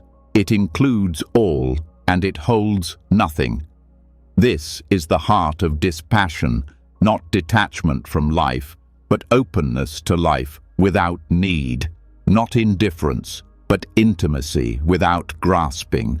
Beauty, when seen clearly, becomes a teacher. It shows us how the mind moves, how it seeks, softens, or tightens. It reveals our relationship to joy, to form, to impermanence. And when the lesson is learned, the experience can be complete. No guilt, no holding, no regret. In this way, even the most subtle joys are woven into the path, not obstacles, but invitations, not destinations, but insights. The path remains grounded, direct, and free from illusion. There is room for everything, but nothing is made into a foundation. This is how the practice matures. The heart opens wider, the mind lets go more easily, the senses remain, but they do not rule. The beauty of the world continues, but its charm no longer binds. Joy is present, peace is present, and the practitioner walks forward, clear, open, unshaken. As the mind becomes free from the grip of beauty and learns to meet even the most alluring experiences without attachment, a deeper quiet starts to reveal itself. Not a silence of absence, but of stillness that is undisturbed by form. No longer pulled by sensation, the practitioner no longer moves with every wave of experience. And from this stillness, the heart begins to understand something even more profound, that views, like pleasures, can be clung to. Ideas, positions, answers, even spiritual concepts can become attachments just as powerful as any desire. And when one sees this, silence takes on a new meaning. In the Buddha's life, there were many moments when silence was his clearest teaching. He did not always answer. Even when asked the deepest questions about the nature of the self, the universe, life after death, there were times when he simply remained quiet. This was not out of confusion or evasion. It was a deliberate act of wisdom, a refusal to be pulled into speculation, into fixed positions, into the endless turning of concepts that do not lead to freedom. This kind of silence was known as noble silence. It was not avoidance, but clarity. The Buddha did not silence himself to protect a belief or to guard a mystery. He stayed silent because he saw that the questions themselves came from a place of grasping, a need to know, to define, to hold reality in a fixed way, and any answer would only feed that grasping. The silence was the answer. These metaphysical questions, often referred to as the unanswerables, were not denied. They were simply set aside as not useful. Whether the world is eternal or not, whether the self exists after death, whether the universe is finite or infinite, these were questions that the Buddha saw as irrelevant to the direct ending of suffering. To chase answers to these was to remain tangled in views, never arriving at peace. This silence points to a radical kind of freedom. Most people build their identities around what they believe, around answers, around knowledge, around the sense that they are right. To not hold a view, to not need to explain, to rest without position, this is a freedom that goes unnoticed by the world. But it is the very heart of liberation. The absence of the need to speak becomes a sign of the absence of clinging. This does not mean the Buddha never taught. He spoke when his words would help, when they would point directly to the ending of suffering. when they would open understanding rather than strengthen ego. But when a question came from the desire to grasp the ungraspable, he did not participate. He stayed quiet, and in that quiet, he revealed the futility of speculation. In today's world, silence is often misunderstood. It is seen as weakness, ignorance, or lack of commitment. But in the context of practice, silence becomes something else entirely. It becomes a mirror. It shows us what we are trying to hold, what we are unwilling to let go of. When we are met with silence, we must turn inward. We must examine the root of the question, the root of the need to know. Clinging to views is one of the most refined attachments. It is often overlooked because it feels noble, intellectual, or even spiritual. But every view, no matter how subtle, becomes a boundary. It divides the world into what is true and false, right and wrong, enlightened and confused. And with that division comes conflict, both inner and outer. The mind becomes rigid, the heart narrows, clinging returns. The Buddha warned against this again and again. He did not ask his followers to accept his words blindly.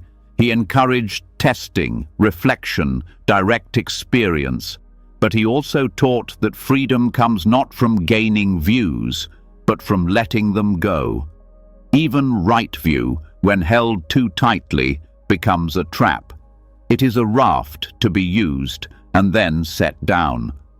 This teaching invites a different relationship with knowledge, one that values clarity over certainty, one that allows space for not knowing, for remaining open, for living without the need to explain everything. This openness is not confusion.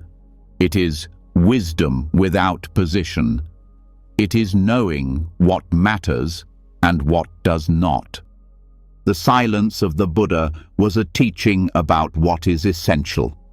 He turned the attention away from speculation and toward direct experience, toward suffering and its end, toward the way the mind grasps, not toward the nature of the cosmos, but toward the patterns that keep us bound.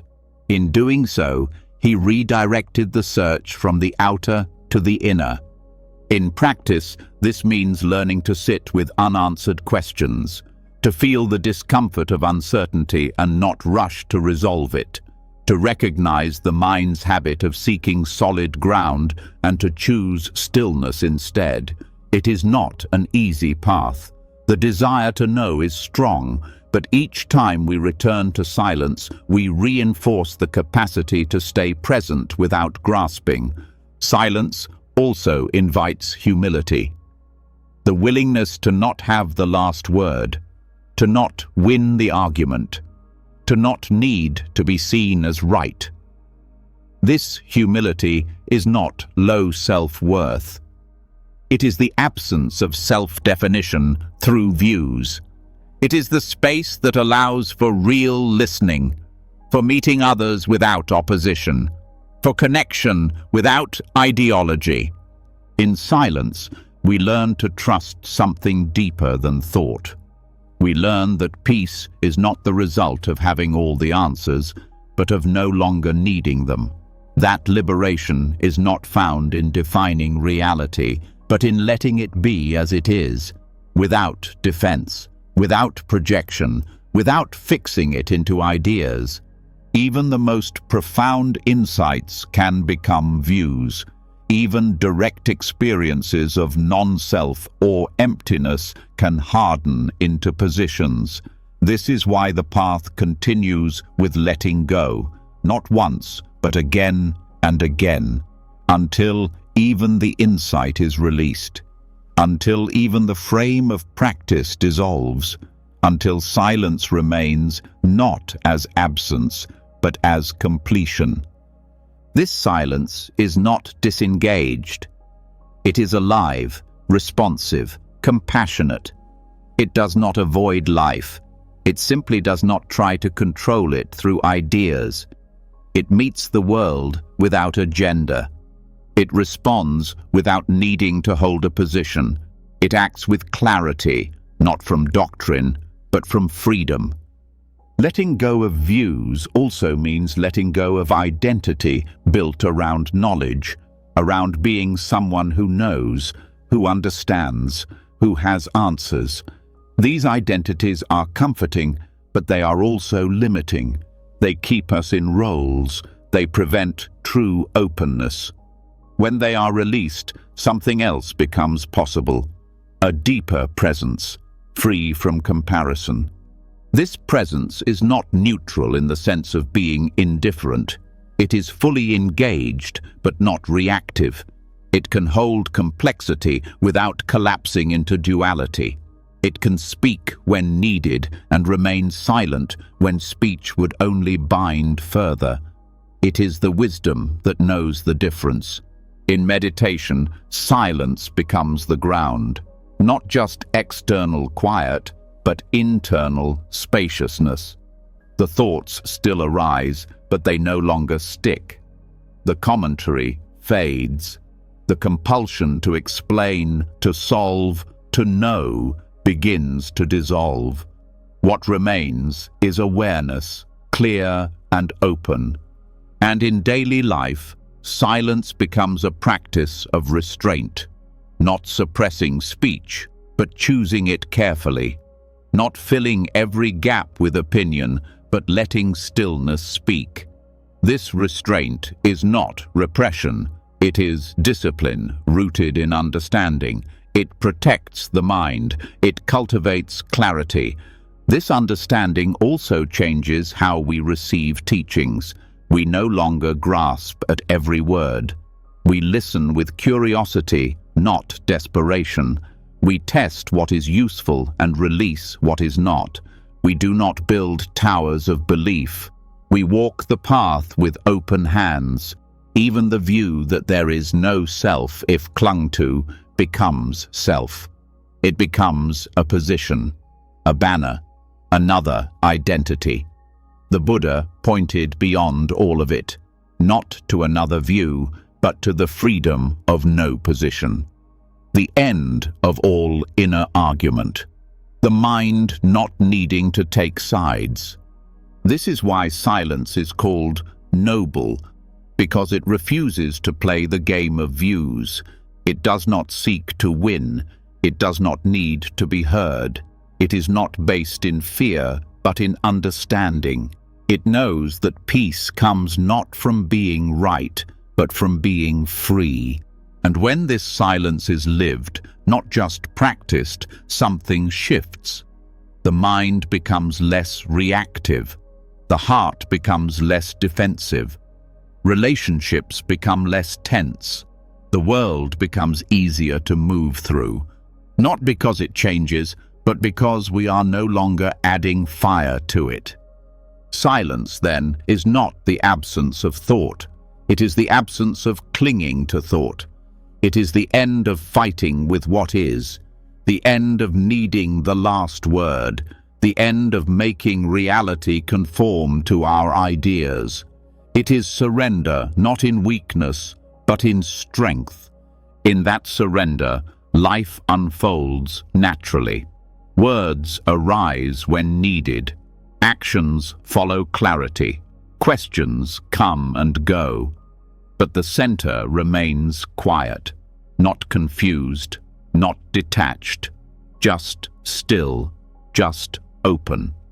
This is the silence of the Buddha, a silence rooted in deep understanding, a silence that holds no view because it holds nothing, and in holding nothing, it holds everything.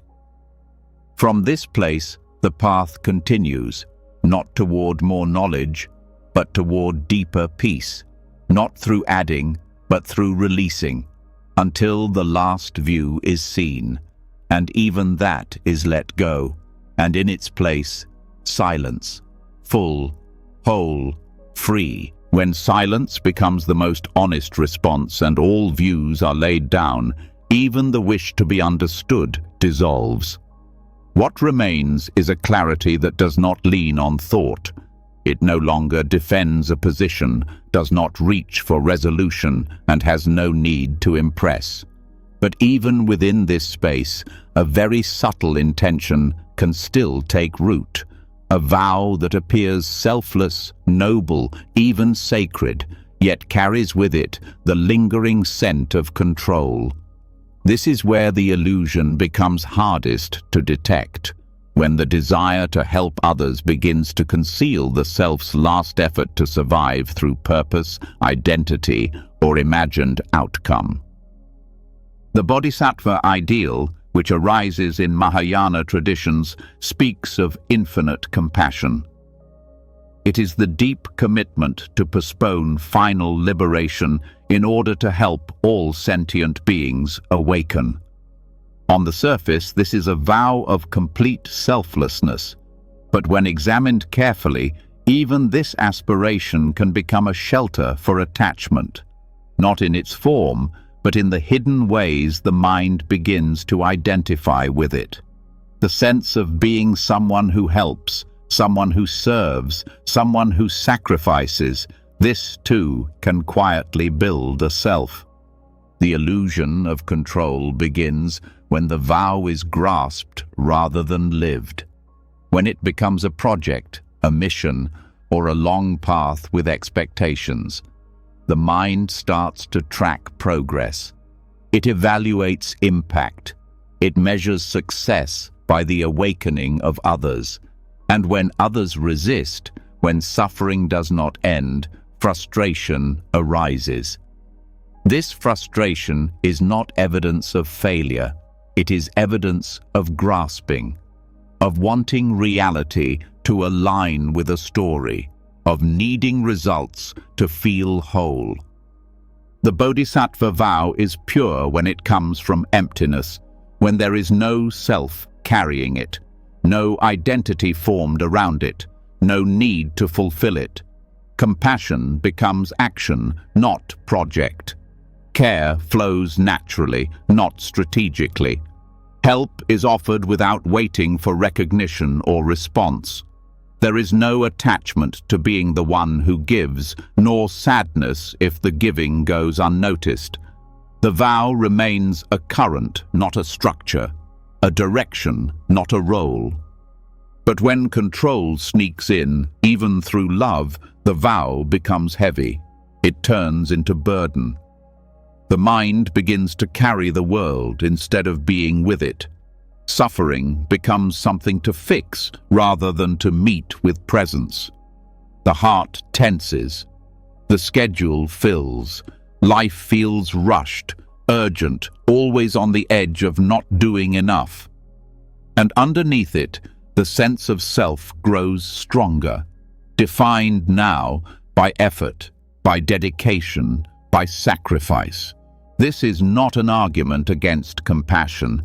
It is a call to examine the roots of action, to see whether the care offered comes from clarity or from fear, whether the wish to serve is open or clinging, whether the identity of helper has replaced other identities that were already dropped.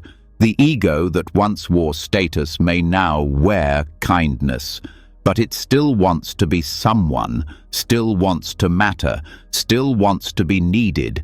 Control also appears in the desire to shape others' paths. Even when intentions are gentle, the mind may want others to awaken quickly, to follow certain teachings, to make different choices. When they don't, the reaction may be subtle irritation or sadness.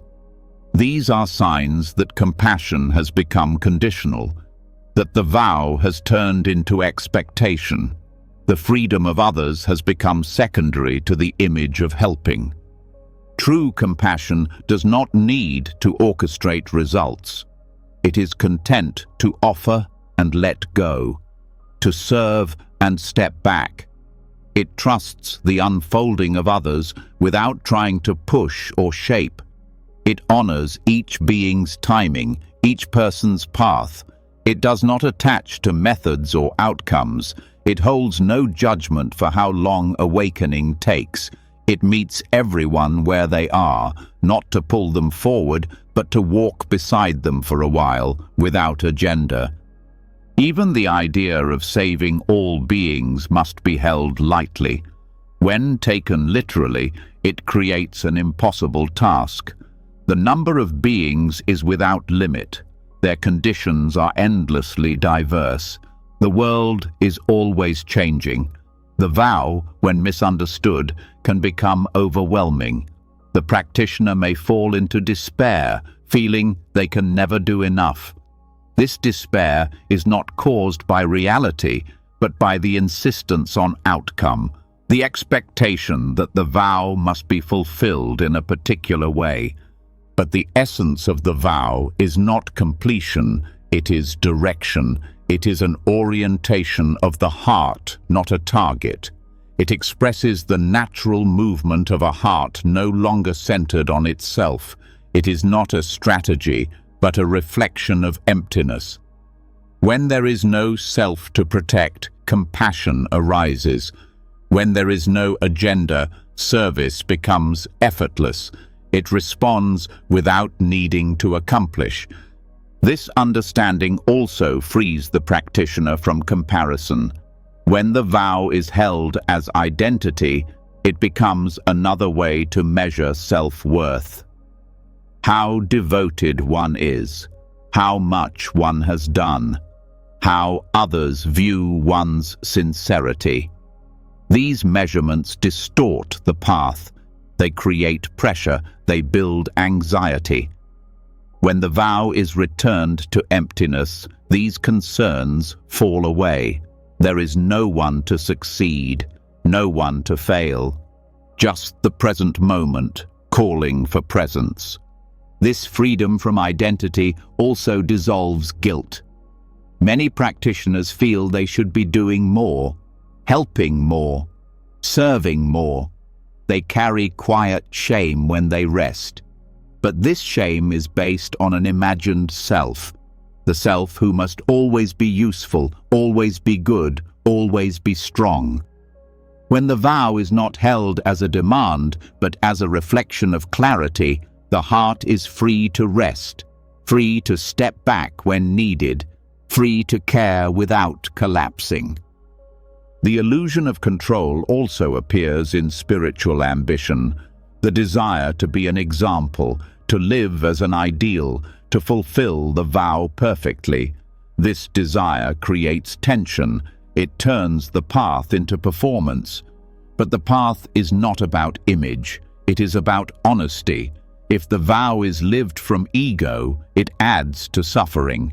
If it is lived from freedom, it brings lightness. The difference is not in the action, but in the clinging. Letting go of control means allowing compassion to be incomplete, allowing care to arise when it does and to rest when it does not. It means being honest about limitations, about the body's needs, the mind's fatigue, the natural rhythm of energy. It means not forcing kindness as duty, not faking peace to appear mature. It means trusting that presence itself is enough. This does not mean turning away from suffering. It means meeting suffering without ownership, without needing to be the one who solves, the one who understands, the one who leads.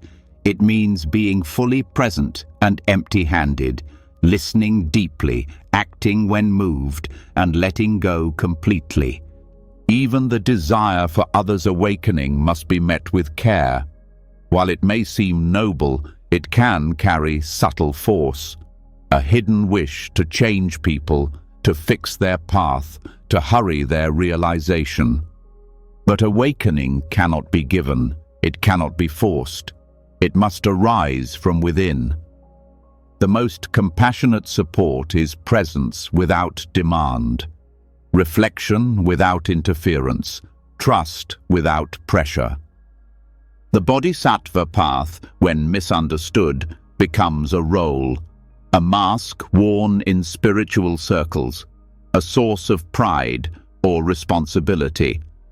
But when seen clearly, It is simply the natural movement of the heart when the self is quiet. Not a vow made once, but a choice made moment to moment.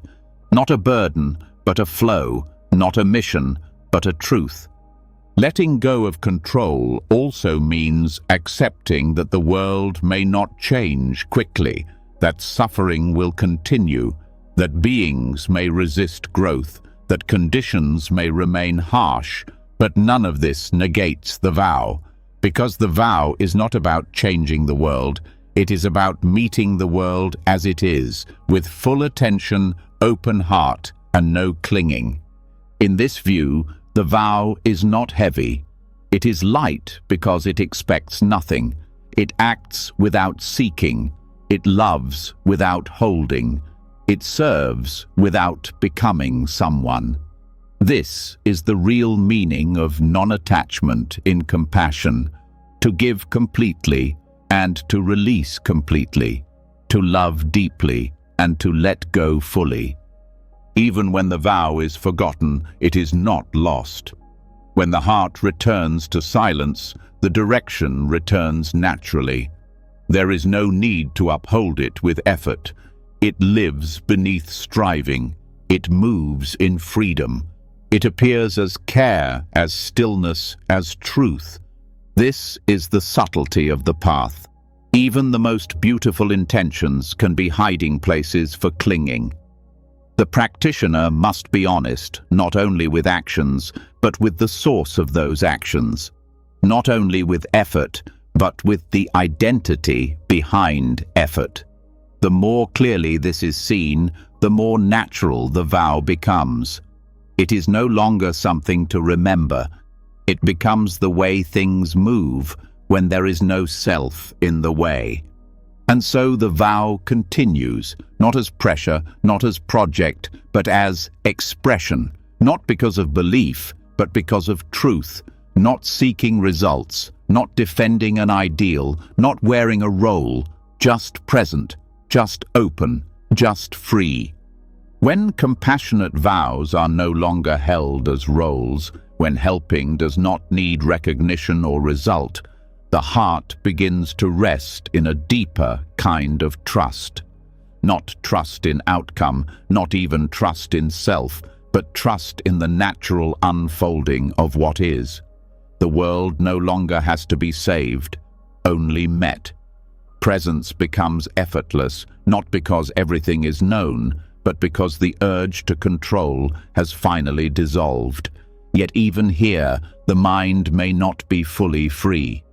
It may still return to a more hidden habit, one so close, so constant, that it is rarely questioned. The habit of living inside time. Time is not just a clock or a calendar.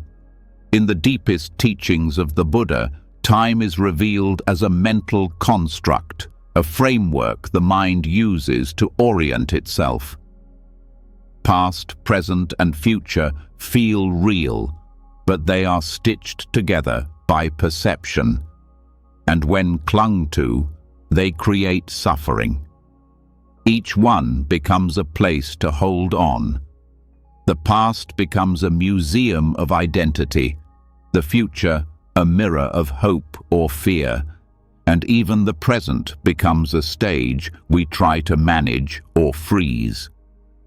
Letting go of time is not about denying the movements of day and night or the aging of the body. It is about seeing clearly that what we call time is held in thought. The moment we say, "This happened," we are constructing memory. When we say, "This will happen," we are imagining possibility. When we say, "This is happening now," we are still labeling experience through a mental lens. Without that lens, there is just happening, just unfolding, just awareness. The clinging to the past is one of the most common ways we bind ourselves. We collect stories about what was done, what was lost, what should have been different. We revisit conversations, rehearse regrets, analyze choices. The past becomes a structure the self lives inside. Even pleasant memories can become a trap, creating longing for what cannot return. But the past, however vivid, is gone. What remains is only the echo in thought. And yet the mind insists on returning, as if by replaying it enough times, something will change. True letting go of the past does not mean forgetting. It means seeing memory as movement, not reality. Seeing it arise and fall like any other thought. It means meeting what comes up without becoming it. Pain may revisit, joy may revisit, but neither is permanent, neither is you. When the past is not clung to, its hold dissolves, identity loosens, history becomes background, not a home. Clinging to the future is no less painful. It begins with planning and ends in anxiety. We imagine what may happen and then try to prepare, control, or avoid it. The mind projects forward, seeking safety, certainty, or reward. But the future never arrives as imagined. It always appears as this moment. And yet we trade the presence of now for the illusion of later. This is the root of restlessness, of fear, of endless striving. Always waiting for something more. Letting go of the future does not mean carelessness. It means no longer needing to lean on imagined outcomes. It means moving with awareness rather than anticipation, trusting that the next step will appear as needed. That the unfolding of life cannot be controlled, only met. When the future is no longer needed for identity or hope, peace begins to grow. Even the present can become a place of clinging. When the mind turns awareness into a possession, I am here, now, being mindful, it builds another identity. It tries to grasp the present as if it were an object. It turns the moment into something to hold, to preserve. But the present is not a thing. It cannot be owned. It is not even a single point. It is a continuous unfolding that cannot be frozen. Trying to stay in the present as a goal is also a form of craving, a spiritual performance. Real presence is not created by effort.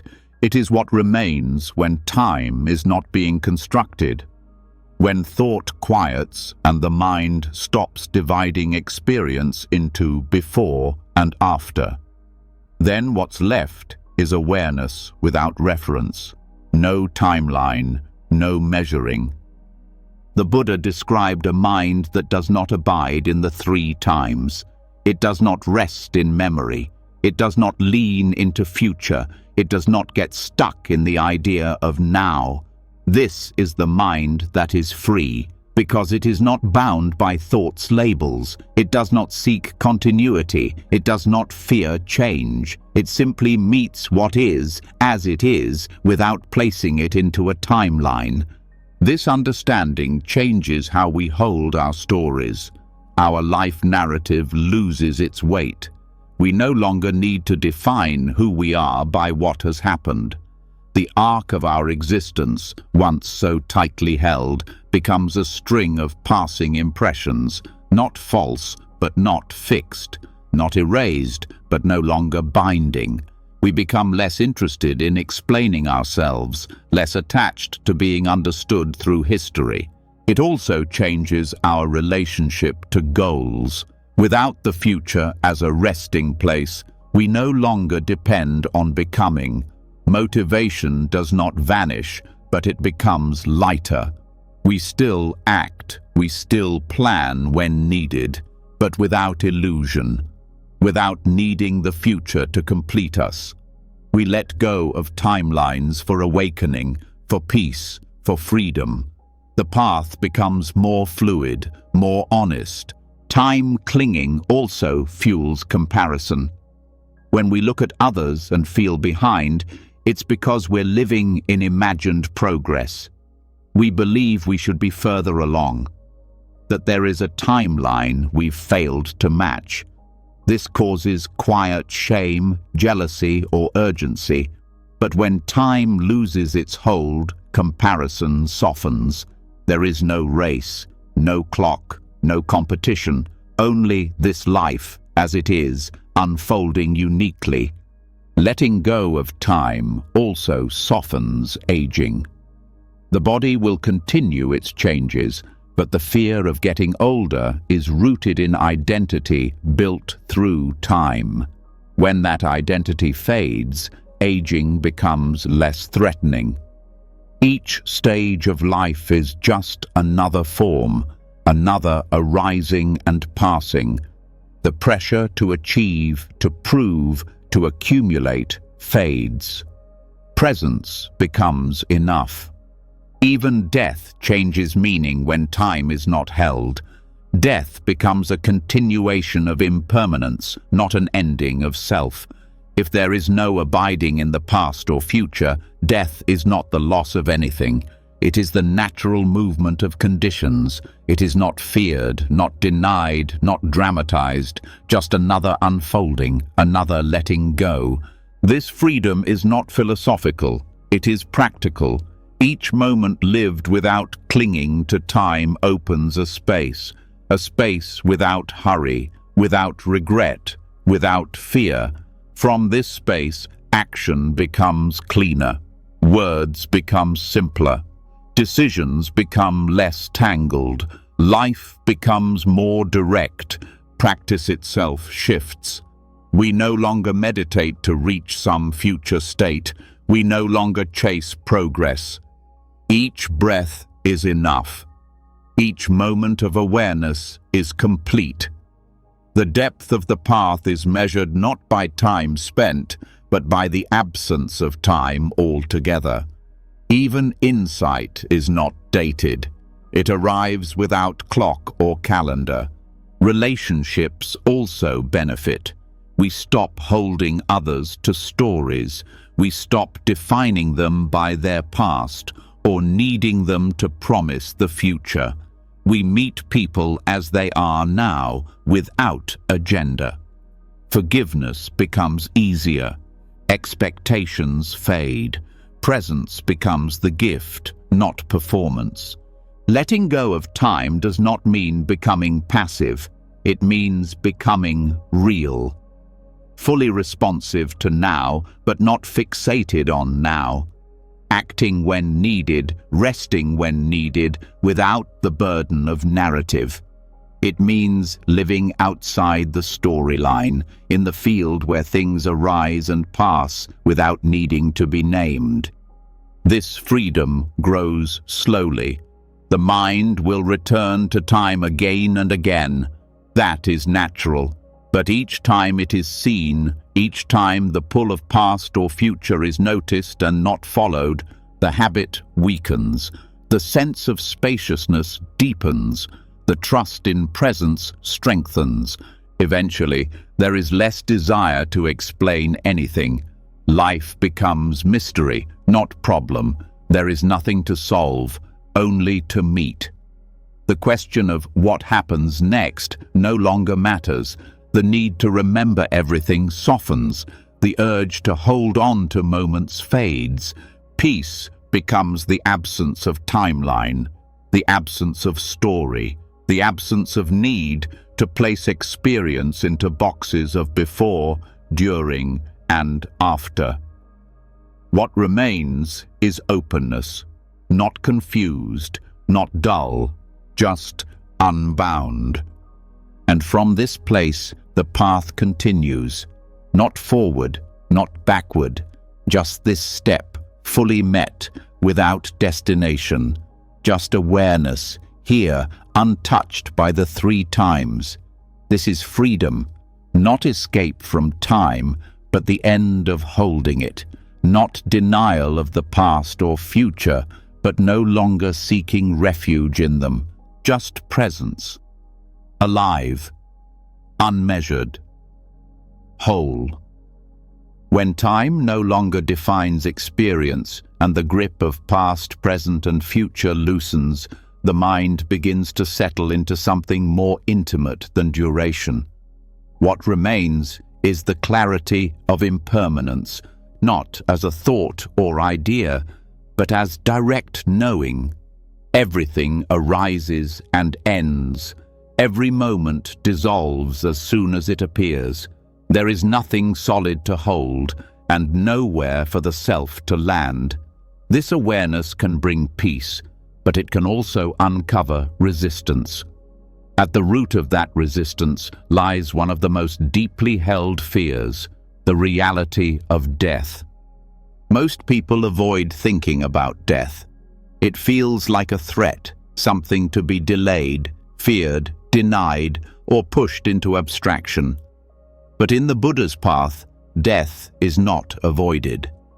It is brought into the light of awareness and faced directly, not as something to dread, but as a tool for awakening. The practice of death meditation, or maranasati, is not a morbid fixation. It is a gateway to non-attachment. When approached with wisdom, it brings freedom.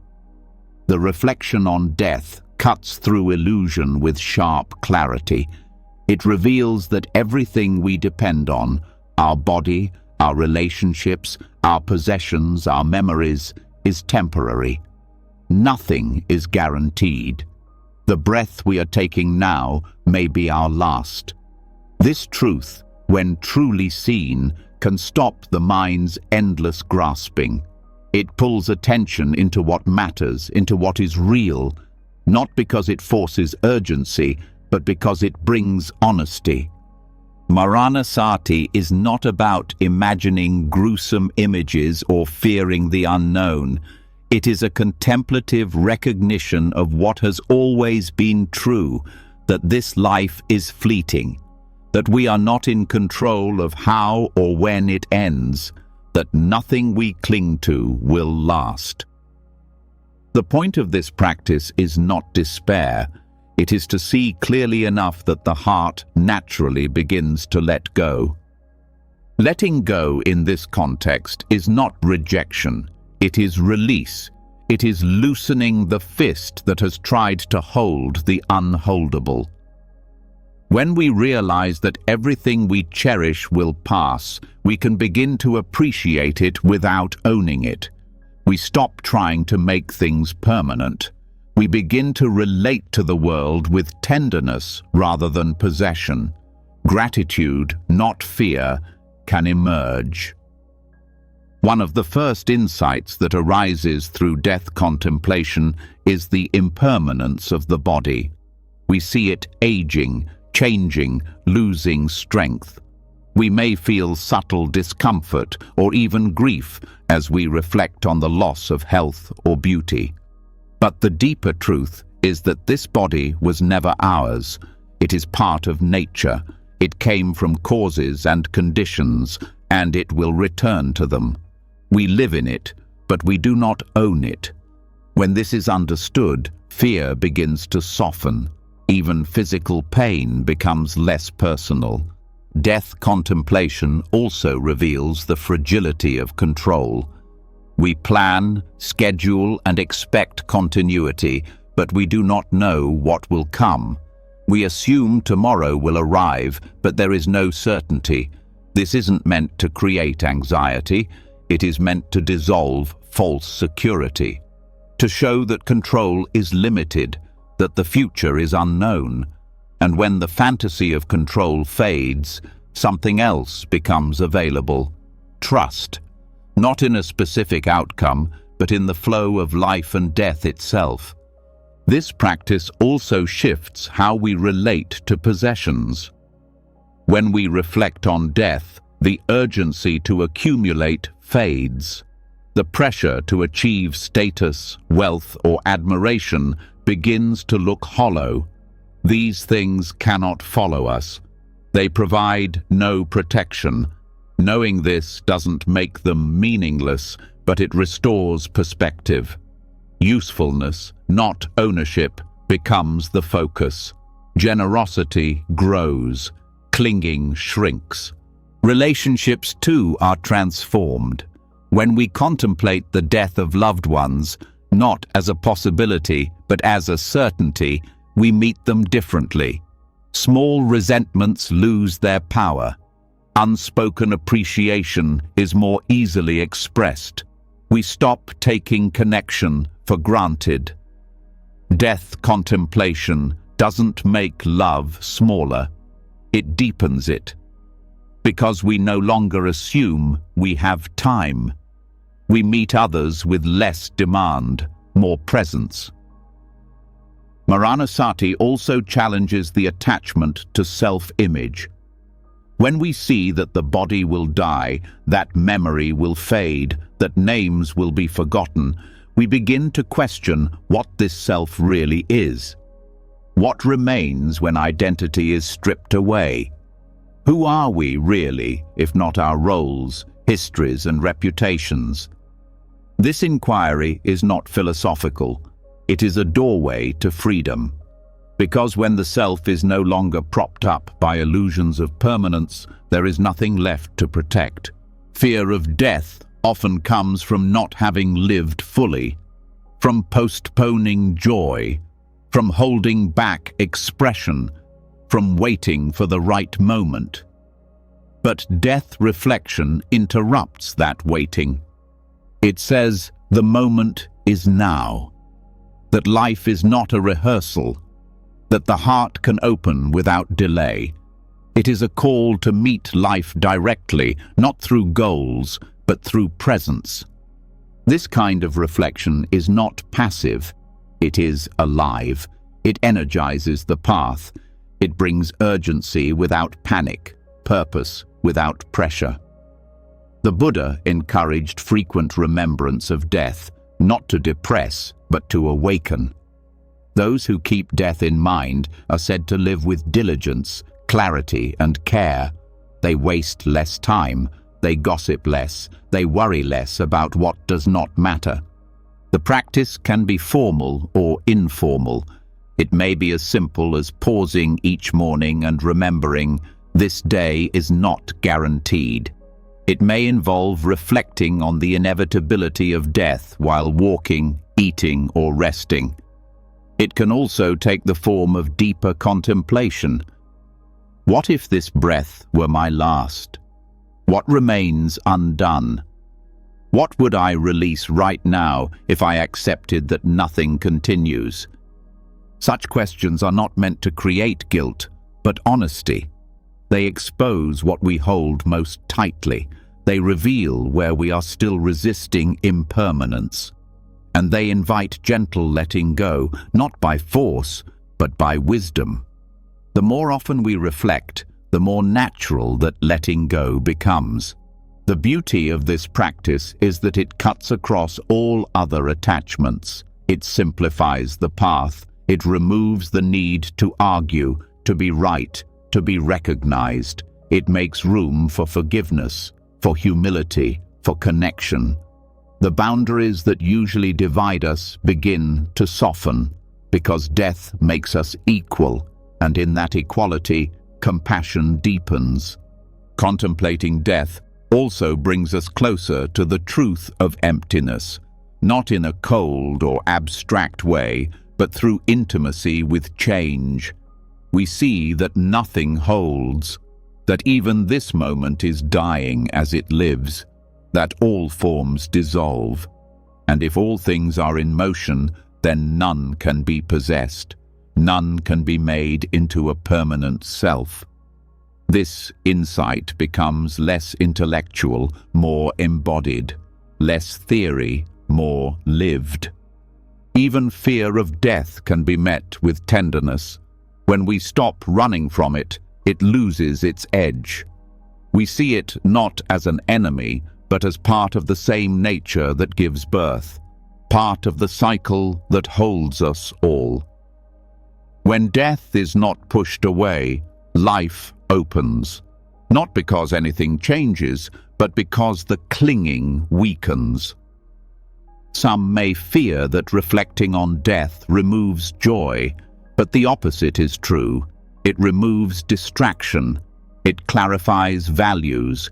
It turns attention toward what nourishes, what heals, what matters. The mind becomes less busy. The heart becomes more honest. The practice becomes less about achievement and more about presence. This reflection also supports equanimity. When we know that everything will end, gain and loss become easier to hold. Success is seen as temporary, so is failure. Praise passes, so does blame. The mind begins to rest, not in indifference, but in understanding, in the balance that comes from knowing what cannot be held. The illusion of permanence begins to fade, not as loss, but as release. We stop trying to freeze experience. We allow it to live and die in its time. This applies not only to people and things, but to moods, thoughts, and sensations. They arise and fall. Trying to preserve them only creates tension. Letting them pass brings ease. Eventually, even the fear of non-existence begins to soften, because we see that non-existence is already part of life. Every night, the world disappears in sleep. Every breath ends.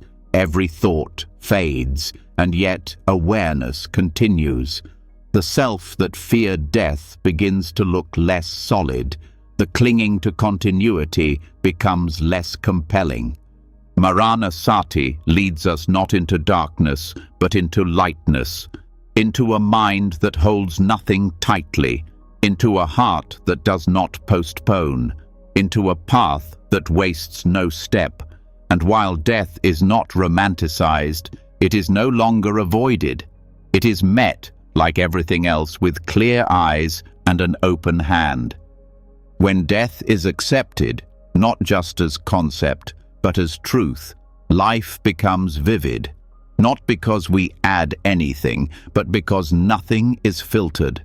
The ordinary becomes enough. The moment becomes whole. The practice becomes steady. And so we continue, not to escape death, but to befriend it, not to fight time, but to meet what is here. The path narrows, but it becomes clear. The heart softens, but it becomes strong. And the clinging fades, not by rejection, but by wisdom.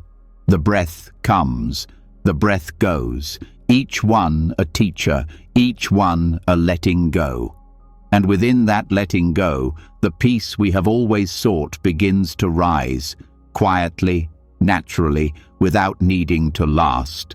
Just this, just now, fully met, then gone. When the mind makes peace with death and the heart stops postponing presence, something very subtle arises, an ease that doesn't grasp, a clarity untouched by fear. But within that ease, there remains one final habit the mind may still try to keep. It's quiet, it's refined, and it wears the appearance of humility. It is the subtle pride of having let go, the identity of the one who has surrendered, the self-image of the spiritually advanced. This is the last mask of clinging, the attachment to being someone who has transcended attachment. This form of attachment is difficult to recognize because it does not arise from greed or aversion. It grows in the shadow of the path itself. After years of effort, discipline, silence, and reflection, the mind may begin to weave a new identity, one that is not built on success or story, but on detachment. And even though the content has changed, the structure of self remains. The idea of I has not disappeared. It has simply moved to a more subtle place. The thought might sound like, I've come far. I don't cling like I used to. I've learned to let go. These thoughts appear harmless, but they place self at the center.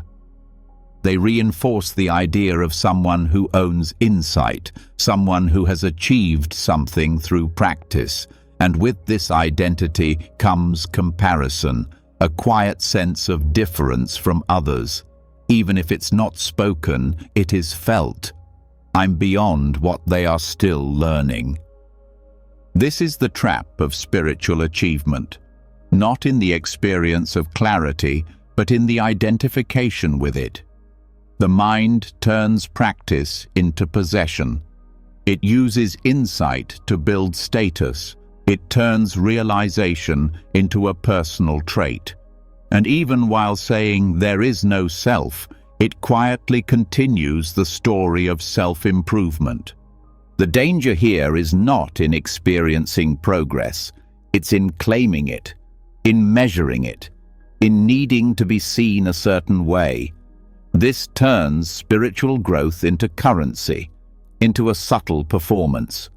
Even when humility is expressed, it can carry hidden pride. I'm no one may really mean, see how free I am. This is not freedom. It is another mask. Letting go is not a badge. It is not an achievement. It is an ongoing process of releasing every layer of identity, even the one that appears after awakening. The mind will try to build permanence anywhere it can. If it cannot have control, it will try to be the one who has given it up. If it cannot hold on to form, it will try to own formlessness. This is the last movement of clinging. Practice must turn toward this tendency, not with judgment, but with honesty. When the thought arises, I have let go, pause. Who is the I? What is being claimed? What is being compared? When there is truly no clinging, there is no one to declare it, no need to highlight it, no self to maintain or explain. This trap also shows itself in the desire to be a guide, to help others from the place of having arrived. While sharing wisdom can be generous, it becomes distorted when it is used to reinforce identity. I help because I've seen more. I teach because I've gone further. These intentions are not wrong, but they must be watched, because they can become self-serving, even while dressed in service. The Buddha warned about this repeatedly. He taught that even attachment to wisdom is still attachment. Even attachment to virtue is still bondage. The path is not finished when there is clarity. It is finished when there is no clinging to clarity, no claiming, no building of self-image around understanding. The mind is skilled at preservation. It wants to stay intact, even in the midst of release. It does not mind letting go of the world, as long as it can remain as the one who let go. This is where true renunciation becomes difficult, because it demands that even the self who walked the path be left behind, that even the narrative of progress be dropped. The heart of freedom is not in what is gained, but in what is no longer needed, not in what is seen, but in what is no longer claimed. The most profound moments of insight are often accompanied by silence, not because there is nothing to say, but because there is no one left to speak, no one left to decorate. Just this, just now, without story. This detachment from achievement also dissolves the timeline of awakening. There is no longer a before and after, no longer a sense of distance from the one who began. There is just awareness, unfolding, just conditions arising, just life living itself, without a watcher, without a doer, without a climber of any ladder. Even the memory of awakening can become a chain. The thought, that was the moment, becomes a reference point, a mental object, something to protect, to return to. But clinging to realization is not different from clinging to any experience. It turns the open field into a monument, and monuments are heavy. To go deeper, even the desire to deepen must be released, not by force, but by seeing its nature. The one who wants to deepen is still measuring, still striving, still caught in becoming. When the wish for advancement is met with understanding, it dissolves. What remains is natural unfolding. No force, no hurry. This level of release does not mean that practice stops, but it shifts in flavor. It is no longer effort toward an image. It becomes gentle attention, a kind of listening that does not seek anything, a presence that moves freely without intention to attain. The paradox is that the most mature stages of practice often look like nothing special. There is no performance, no spiritual language, no need to prove depth. There may be deep insight, but it's held lightly. There may be clarity, but it's not broadcasted. There may be love, but it doesn't carry obligation. To let go of letting go means there is no longer a self-keeping score, no need to check if progress has happened, no need to describe how far one has come. That accounting system has collapsed. The value of the path is no longer found in milestones, but in the absence of craving. This shift also removes the need to fix others. Without the identity of the awakened one, the practitioner no longer places themselves above or ahead. Compassion continues, but it becomes cleaner, not mixed with authority, not colored by image. It flows because the heart is open, not because the mind wants to be right. Letting go of spiritual achievement also allows room for mystery. The urge to define the path, to wrap it up in explanations, begins to dissolve. What remains is a kind of humility that does not seek confirmation, that does not need to be validated, that is at peace with not knowing. This humility is not weakness. It is strength rooted in silence. It is the freedom to speak or not speak, to lead or to step aside, to be present without being seen. It is the end of being someone, not because the self has been erased, but because it is no longer believed. The ego wants ownership of awakening. It wants a story to tell.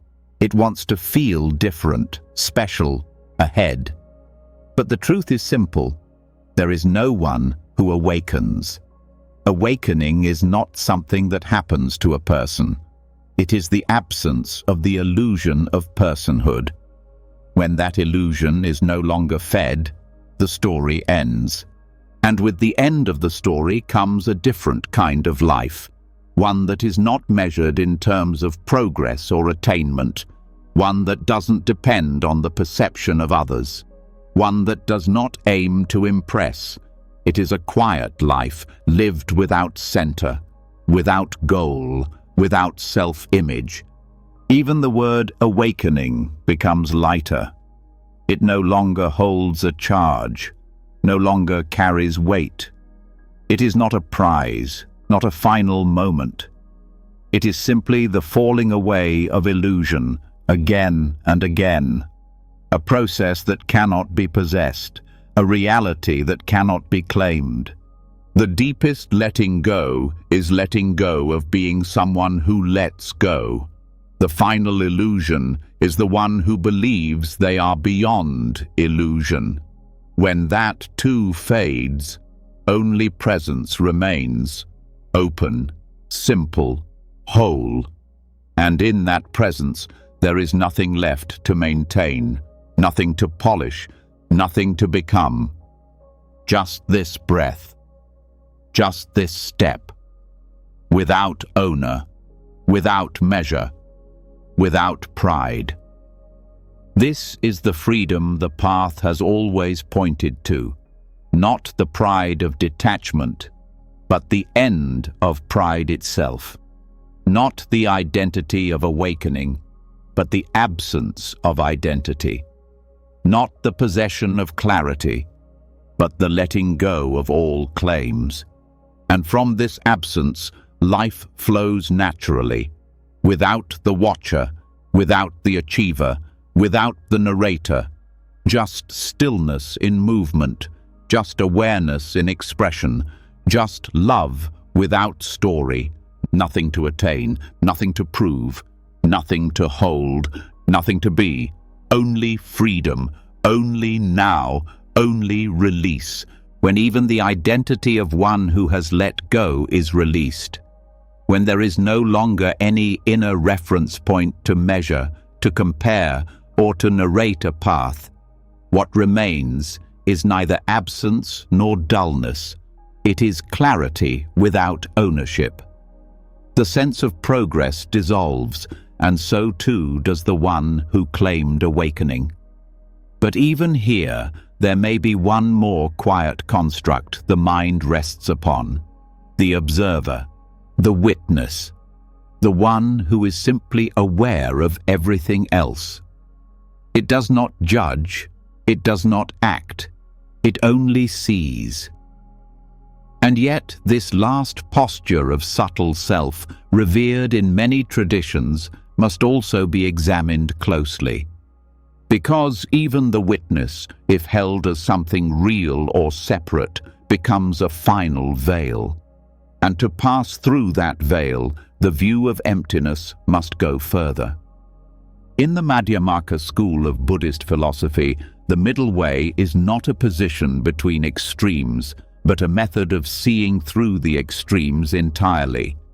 It is not a compromise between existence and non-existence. It is the realization that neither holds absolute truth. Everything that arises does so dependently, not from itself, not from something else, not from both, and not without cause. This principle, called dependent origination, reveals that nothing has independent essence. All phenomena, including what we call the observer, are empty of self-nature. The observer seems safe. It doesn't engage in craving. It doesn't chase experiences. It watches from a distance. But this distance is not proof of transcendence. It can be the last defense of the subtle self. It is the belief that there is something stable behind experience, something watching that remains untouched. This becomes another hiding place, a refuge not in freedom, but in duality. There is experience, and there is the one who knows it. That division is the final illusion. When the witness is investigated, it cannot be found. It is not in the eyes, though it sees. It is not in thoughts, though it knows them. It is not in space, though it perceives movement. It does not appear as form, and it has no name or boundary. Yet we speak of it as if it were a fixed point. This habit is based on subtle reification, turning a useful convention into a supposed essence. But when we ask, where is the observer located? How does it exist? Can it be separated from the moment it observes? These questions start to dismantle the illusion. In direct experience, the observer and the observed arise together. One does not stand apart from the other. Seeing and what is seen are not two. There is only experience unfolding.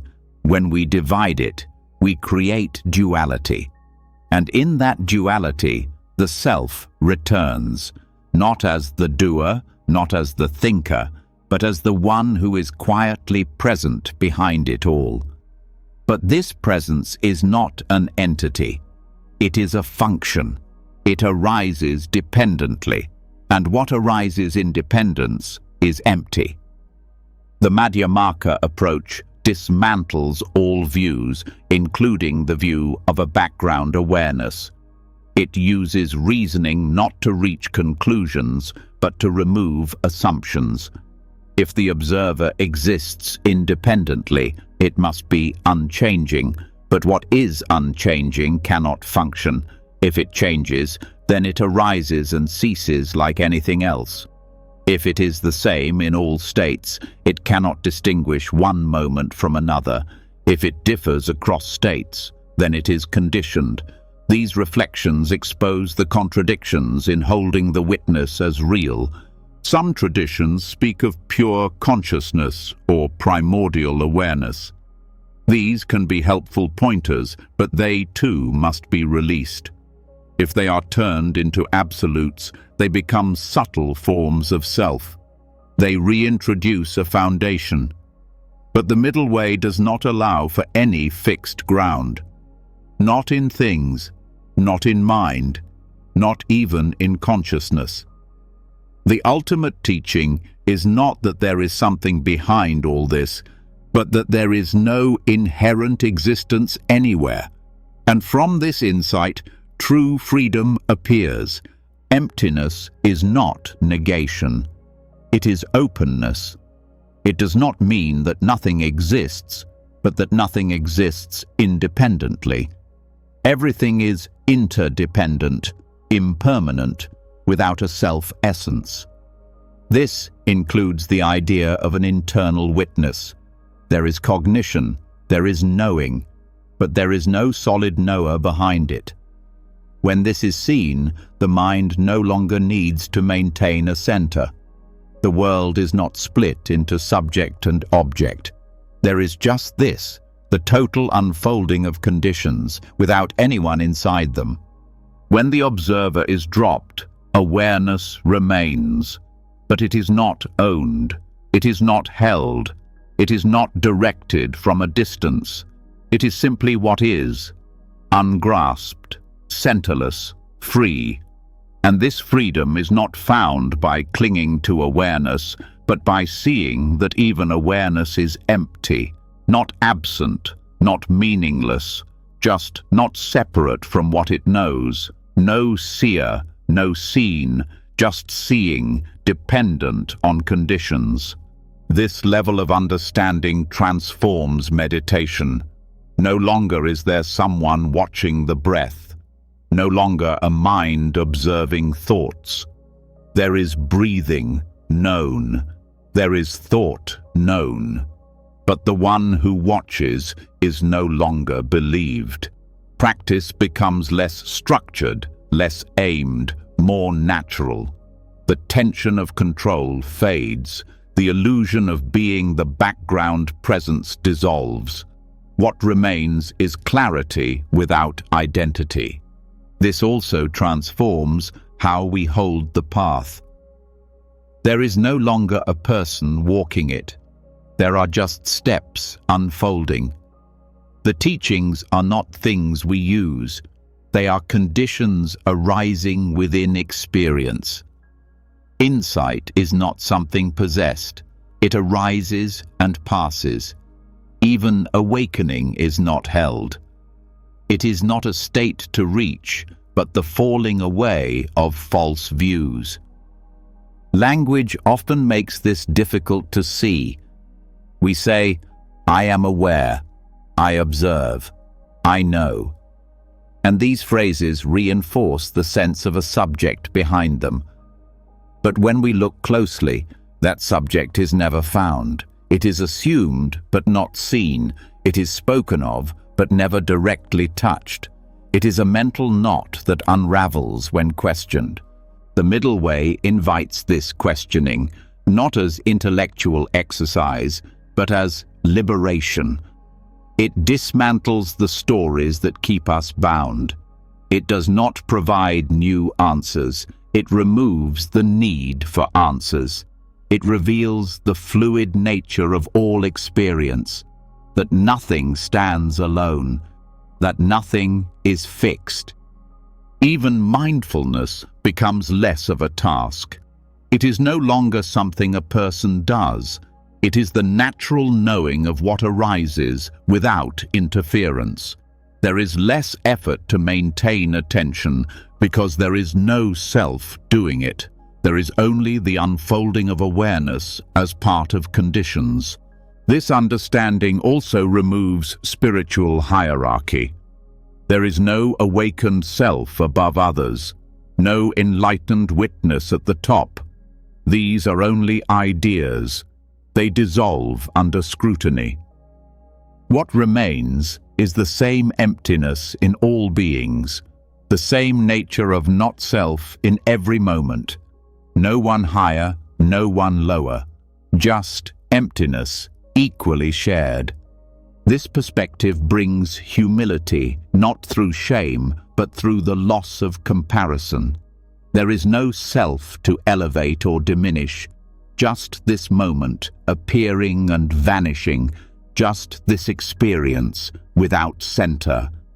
The mind softens, the heart opens, the need to be someone fades, even compassion changes. It is no longer the act of a person helping another. It is the natural movement of emptiness expressing itself. It is not owned, not assigned. It happens where it needs to, without pride, without identity. The same is true for wisdom. It is not something a person acquires. It is what arises when delusion falls away. It is not located, not claimed. It does not belong to a witness. It belongs to no one. It is simply the absence of confusion. Letting go of the observer self also removes fear. Fear is always rooted in the self, its survival, its continuity, its image. Without a center, fear loses fuel. There may still be danger, but there is no one threatened, just causes and conditions unfolding. This does not lead to numbness, it leads to intimacy. When the mind stops standing back, it enters fully. Without watcher, everything is met more directly. Emotions are not analyzed, they are felt. Sound is not filtered, it is heard. Experience is not controlled, it is lived.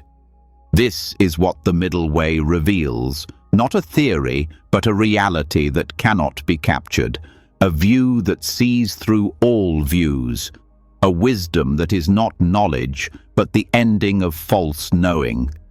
The observer was never real. It was always a lens, a habit, a placeholder. When it dissolves, nothing is lost. What remains is wholeness without self. And in that wholeness, the path continues. Not walked by anyone, not leading anywhere, just this, each moment arising in emptiness, passing without residue, seen without division. No observer, no subject, no owner. Only freedom, quiet, centerless, full. When the illusion of a fixed observer falls away and awareness is no longer tied to a witness, a new layer of seeing begins. What once felt like a center is now revealed as a process, fluid, interconnected, not separate from what arises. No knower behind knowing, no thinker behind thought, no one watching the flow. Just causes and conditions, unfolding moment by moment. And if nothing stands on its own, then the question naturally follows. How does clinging even start? How does suffering, born of attachment, take shape if there's no one inside to grasp? The Buddha offered a clear map, 12 steps known as dependent origination or paticca samuppada. Not a theory, but a structure of experience showing how suffering arises. Not linear, not rigid, but deeply revealing when traced with care. Most people learn the 12 links from beginning to end. from ignorance to aging and death, from not seeing clearly all the way to the pain of impermanence. But what happens when we turn around?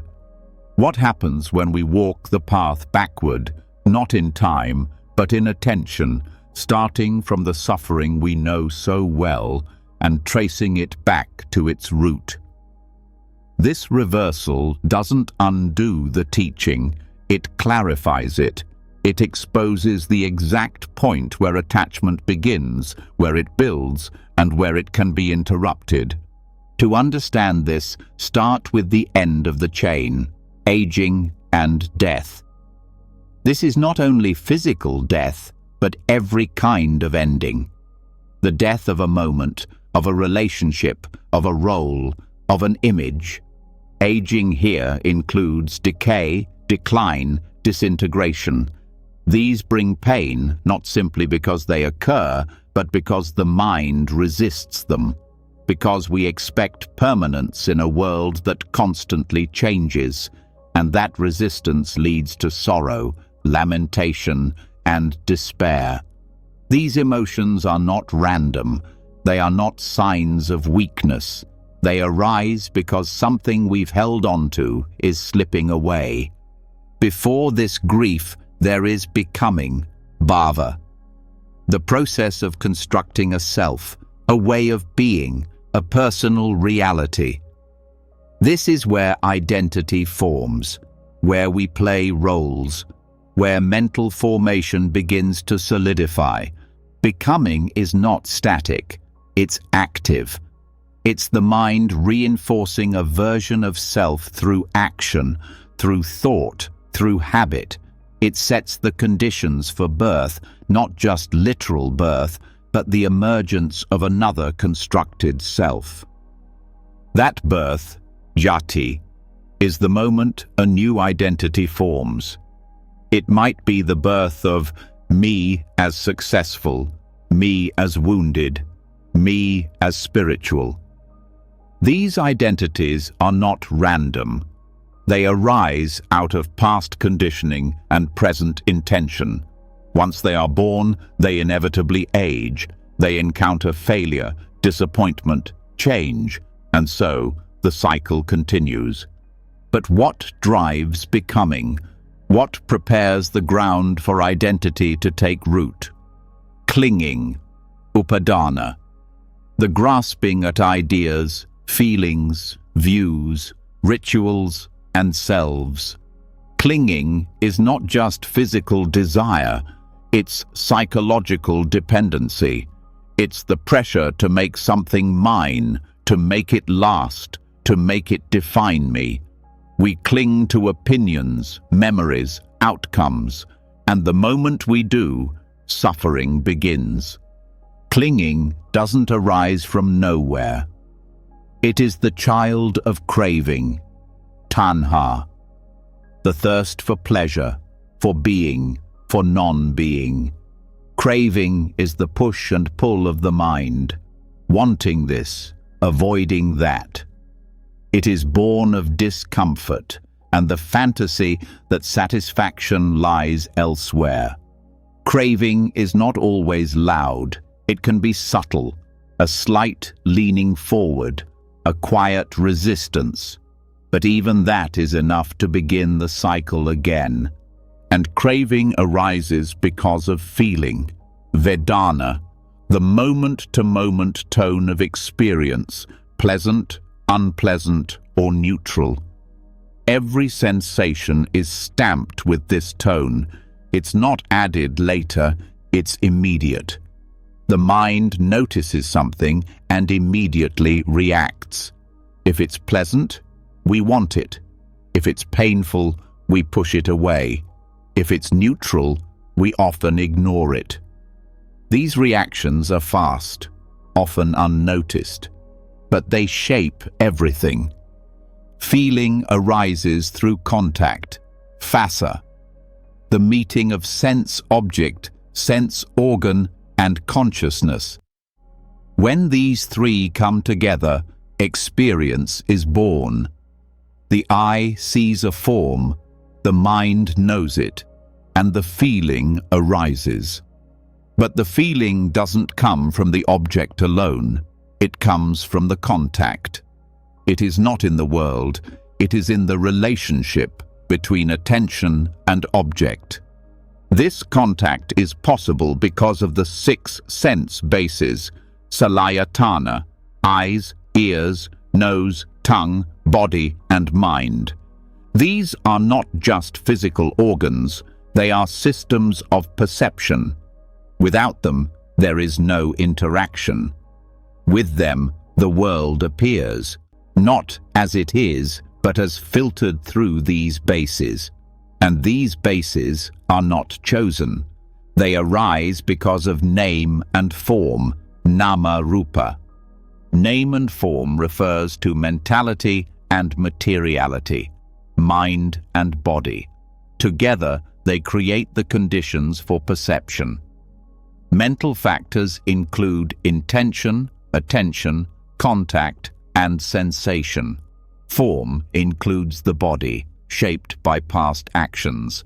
Name and form is the dual structure that gives rise to the appearance of a world, and it cannot exist without consciousness, vijnana. Consciousness here means awareness tied to a particular sense, eye consciousness, ear consciousness, mind consciousness. It is the knowing of experience, but it is not self-sustaining. It depends on name and form to arise. This mutual dependency shows that neither is primary. They co-arise, supporting each other like 2 sheaves of reeds. But how does this consciousness appear in the first place? Through formations, sankhara. These are volitional patterns, karmic tendencies, mental habits. Formations are not random. They are shaped by intention. They condition consciousness, coloring it with momentum from the past.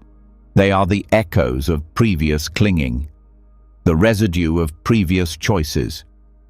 Formations arise from ignorance, avidya, not a lack of information, but a fundamental misperception.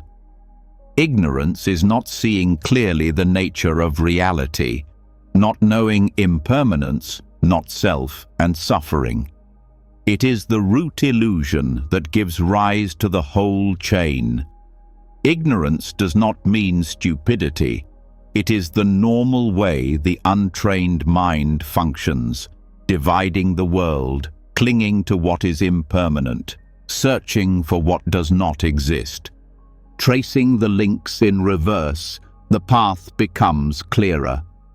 Suffering arises from birth. Birth arises from becoming. Becoming arises from clinging. Clinging arises from craving. Craving arises from feeling. Feeling arises from contact. Contact arises from sense bases. Sense bases arise from name and form. Name and form arises with consciousness. Consciousness is conditioned by formations. Formations come from ignorance. This reversal is not theoretical, it is practical. It gives us the tools to interrupt the cycle. The moment we become aware of feeling, we can pause. We can notice craving before it becomes clinging. We can see the sense of becoming form before it hardens into identity. We can watch the whole process unfolding and choose not to follow. The chain is not a trap, it's a map. It shows us exactly where freedom can begin. We don't need to dismantle every link at once.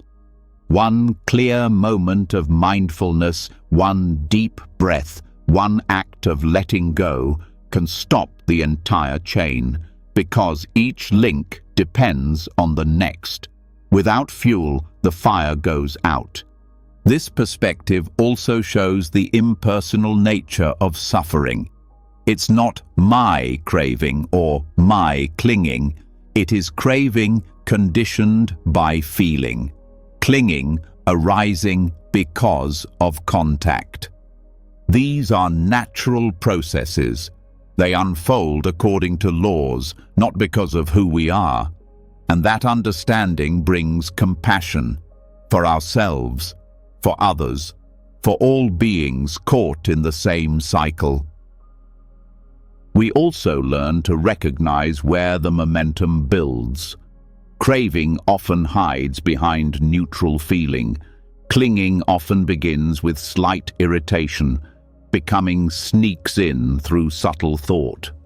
The more we refine attention, the more precisely we can interrupt the pattern. Awareness becomes a blade that cuts the link. As practice deepens, we see that ignorance is not only the first link, it is the background of the entire chain. It is present whenever clarity is absent, whenever we identify, whenever we seek permanence. The antidote to ignorance is not knowledge but wisdom, direct insight into dependent origination, into emptiness, into the non-arising of fixed self. And with wisdom, even the chain itself is seen as empty, not as a real cycle, but as a conceptual structure. A teaching device, a skillful means. The links dissolve into immediate experience. There is no need to trace them once the seeing is clear, just the recognition. This is not mine. This is not me. This is not who I am. From this recognition, the mind releases. The heart softens. There is no struggle to change the chain, just the freedom of not feeding it, just the peace of knowing how it works, and no longer believing its story. And so, with each breath, the choice becomes clearer, to follow the link or to see it, to believe the arising or to meet it without clinging. The path is not about controlling experience, but about not being controlled by it. This is the insight of dependent origination in reverse, not a path to walk, but a pattern to stop, not a system to memorize, but a structure to see through, and once seen through, there is nothing to dismantle. Only the ease of not building again. In that ease, the path continues, not forward, but here, not toward a goal, but free from the need for one. Just this moment, seen clearly. Just this arising, unmet by ignorance. Just this experience, without clinging. Just this life, unfolding without self. When the links of dependent origination are traced backward and seen clearly, clinging becomes exposed not as a personal failing, but as a conditioned process, silent, mechanical, always seeking fuel. The cycle continues not because we are bad or broken, but because certain views remain unquestioned. We mistake constructed thoughts for reliable truth. We absorb beliefs and carry them as if they were our own. Even after seeing the chain, even after loosening the grasp of identity, there may still be one subtle form of holding that stays intact, the clinging to views. Clinging to views is the final shape self can take.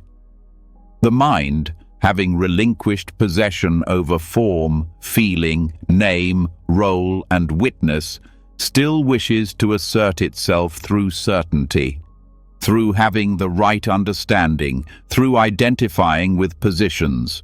Views offer a kind of safety, a fixed point in a world that constantly shifts. They feel like ground. But when examined, they reveal themselves as burdens. The Buddha did not reject all views. He taught right view as part of the Eightfold Path. But he warned equally about the danger of turning any view into dogma, even views that are technically correct. Right view is a support for liberation, not a flag to wave. When it becomes rigid, it begins to divide. The moment a view is claimed as self or used to compare, defend, or condemn, it transforms from wisdom into weight. Right view is useful only insofar as it leads to less suffering. It's not defined by cleverness or sophistication. It doesn't depend on being well-read or precise in philosophy.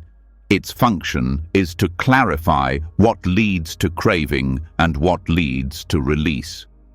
Right view begins with recognizing cause and effect, karma and result, and deepens into seeing the emptiness of self and the impermanence of all phenomena. But even these insights are not ends in themselves. They are doors, and every door must be walked through, not turned into a home. Clinging to views shows up in many ways. It can appear as moral superiority, the belief that one's understanding is purer or more developed. It can appear as defensiveness when a long-held belief is questioned. It can appear as the inability to listen fully because the mind is comparing what's heard to what it already thinks is true. These patterns reinforce the sense of self as the one who knows. Views also become part of group identity. A community can wrap itself around a shared perspective, turning it into a badge. This can create cohesion, but it can also breed exclusion. When views harden, the focus shifts from understanding suffering to maintaining the rightness of the view itself. Disagreements become personal. Debate becomes conflict. The view becomes more important than what it was meant to illuminate. Even in solitary practice, the burden of views can grow heavy. The mind may cling to certain ideas about what progress looks like, how insight should feel, or what counts as genuine awakening. These expectations become comparisons. They shape perception, filter experience, and generate subtle forms of striving. The practitioner may begin to doubt their path, not because it's lacking, but because it doesn't match the image shaped by their views. The Buddha's response to this was radical. He remained silent in the face of speculative questions. When asked about the beginning of the world, the fate of the self after death, or the nature of the cosmos, he declined to answer. Not because he didn't know, but because he saw that answering would feed attachment to views. These questions, he said, do not lead to the end of suffering. They are distractions, mental spinning that does not bring freedom. Right view, then, is not about possessing ultimate truth. It is about seeing clearly what causes suffering and what releases it. It is about aligning perception with the nature of reality, not clinging to ideas about that nature. A view is right when it leads to more compassion, more presence, more ease. It becomes wrong the moment it creates division, pride, or resistance. This understanding requires subtlety. We cannot drop all views and become passive or unmoored. Some conceptual structure is needed to walk the path. The mind needs orientation, but we hold those views lightly, knowing they are tools, maps, not the territory. They help us see, but they are not what is seen. There is a distinction between view and belief. A view can be a helpful lens, used consciously, updated when necessary. A belief tends to solidify, turning into identity. The challenge is to notice when a view has become a belief, when we no longer question it, when it begins to define us or create distance from others. That's the moment to pause. Practice deepens when views are treated like temporary scaffolding. They support insight, but they are not insight itself. As understanding grows, the views may shift. they may become more nuanced. Eventually, they may dissolve entirely, not through rejection, but through redundancy. When direct seeing becomes stable, the need for interpretation fades. This process is humbling. It shows us that we don't know as much as we think, that our views, even carefully cultivated ones, are conditioned, that our perception is limited. This is not cause for despair. It is a doorway into openness, into a mind that listens more, defends less, and softens naturally. The absence of fixed views does not mean confusion. It means spaciousness. It means the ability to hold multiple perspectives without being trapped in any of them. It means responding to life from the moment, not from a template. This is where wisdom becomes fluid, adaptable, alive. Clinging to views also blocks intimacy. When we approach others with fixed ideas, we do not meet them. We meet our own concepts. This distances us. We hear what confirms our view and ignore what doesn't. Real connection requires loosening those filters, letting the other person be as they are, letting reality speak for itself. In teaching, the burden of views can become especially heavy. A teacher may feel the need to have the right answer, the right stance, the right language. But teaching is not about transmitting views. It's about pointing to the possibility of direct experience. The most powerful teachings often come from presence, not opinion, from silence, not speech. Letting go of views does not mean becoming indifferent or passive. It means seeing that certainty is often a disguise for fear, that needing to be right is often a reaction to discomfort, that holding tight to a view can prevent us from learning something new, from being touched by something unexpected. When we release the burden of views, the heart relaxes, the mind quiets. There is less internal argument, less need to prove, more space to see things as they are, without distortion. This doesn't mean we stop thinking. It means we no longer mistake thought for truth. This also applies to how we see ourselves. Views about identity, who we are, how far we've come, what our path should look like, can become obstacles. They define, limit, and isolate. But when we see these as just views, not facts, we begin to move more freely. We act with integrity, not from a script.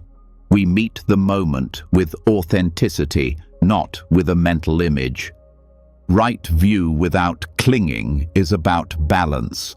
It is the middle path between skepticism and fanaticism, between blind belief and constant doubt. It is a stance that is grounded but not rigid, clear but not closed. It allows for confidence without arrogance, for commitment without obsession.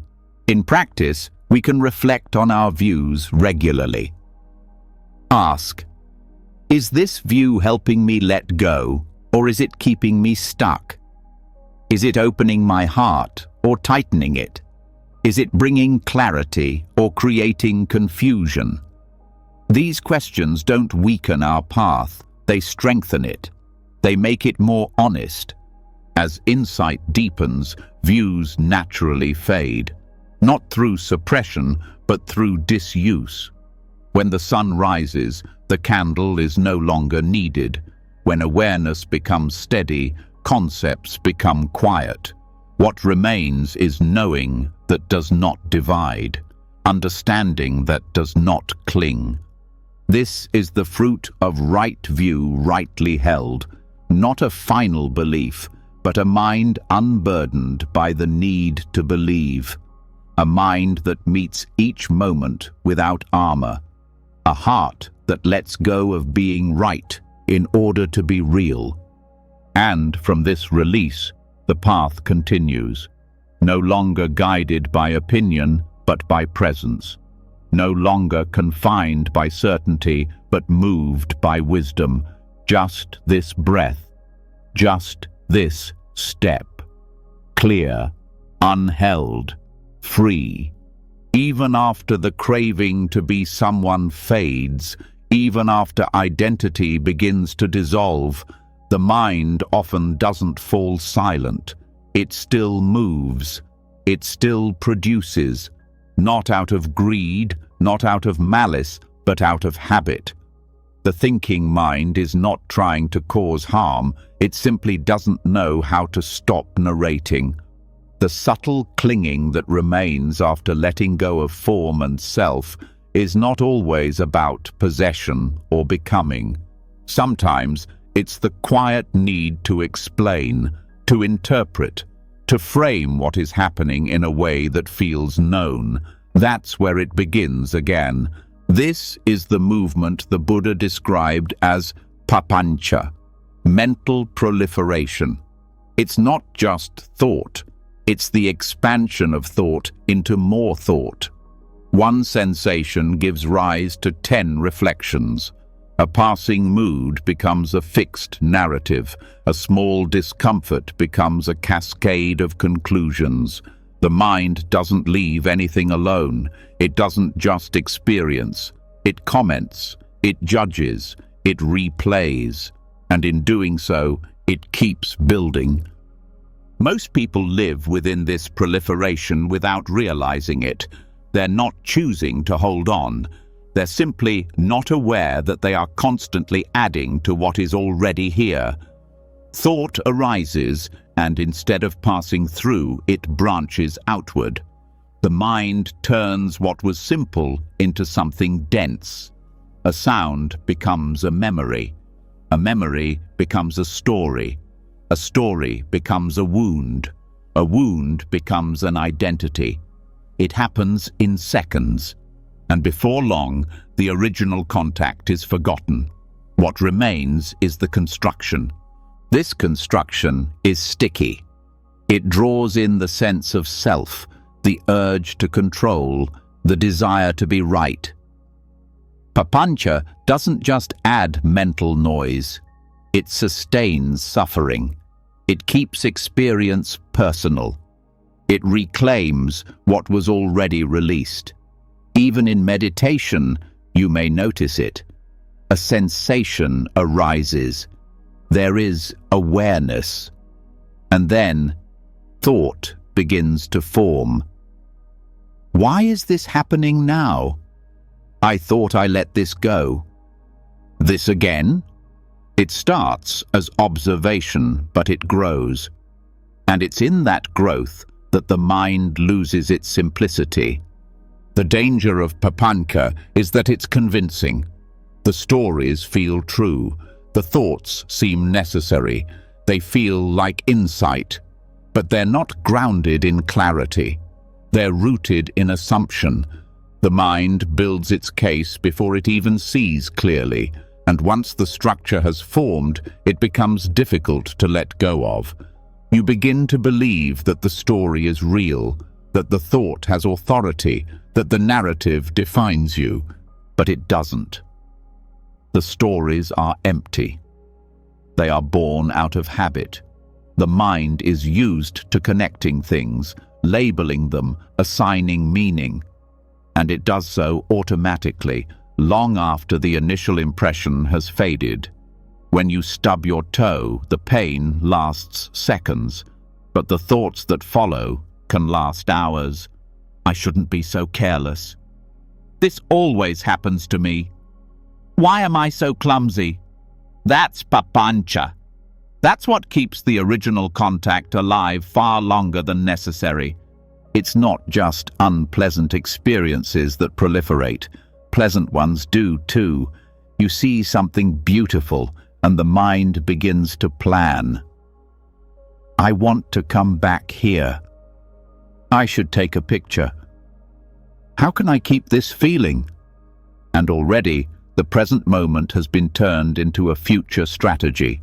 The original beauty has passed. What remains is craving. The Buddha taught that papanka arises from perception. Once a thing is known, seen, heard, felt, the mind reacts. It begins to build. It compares. It relates. It searches memory and projects future.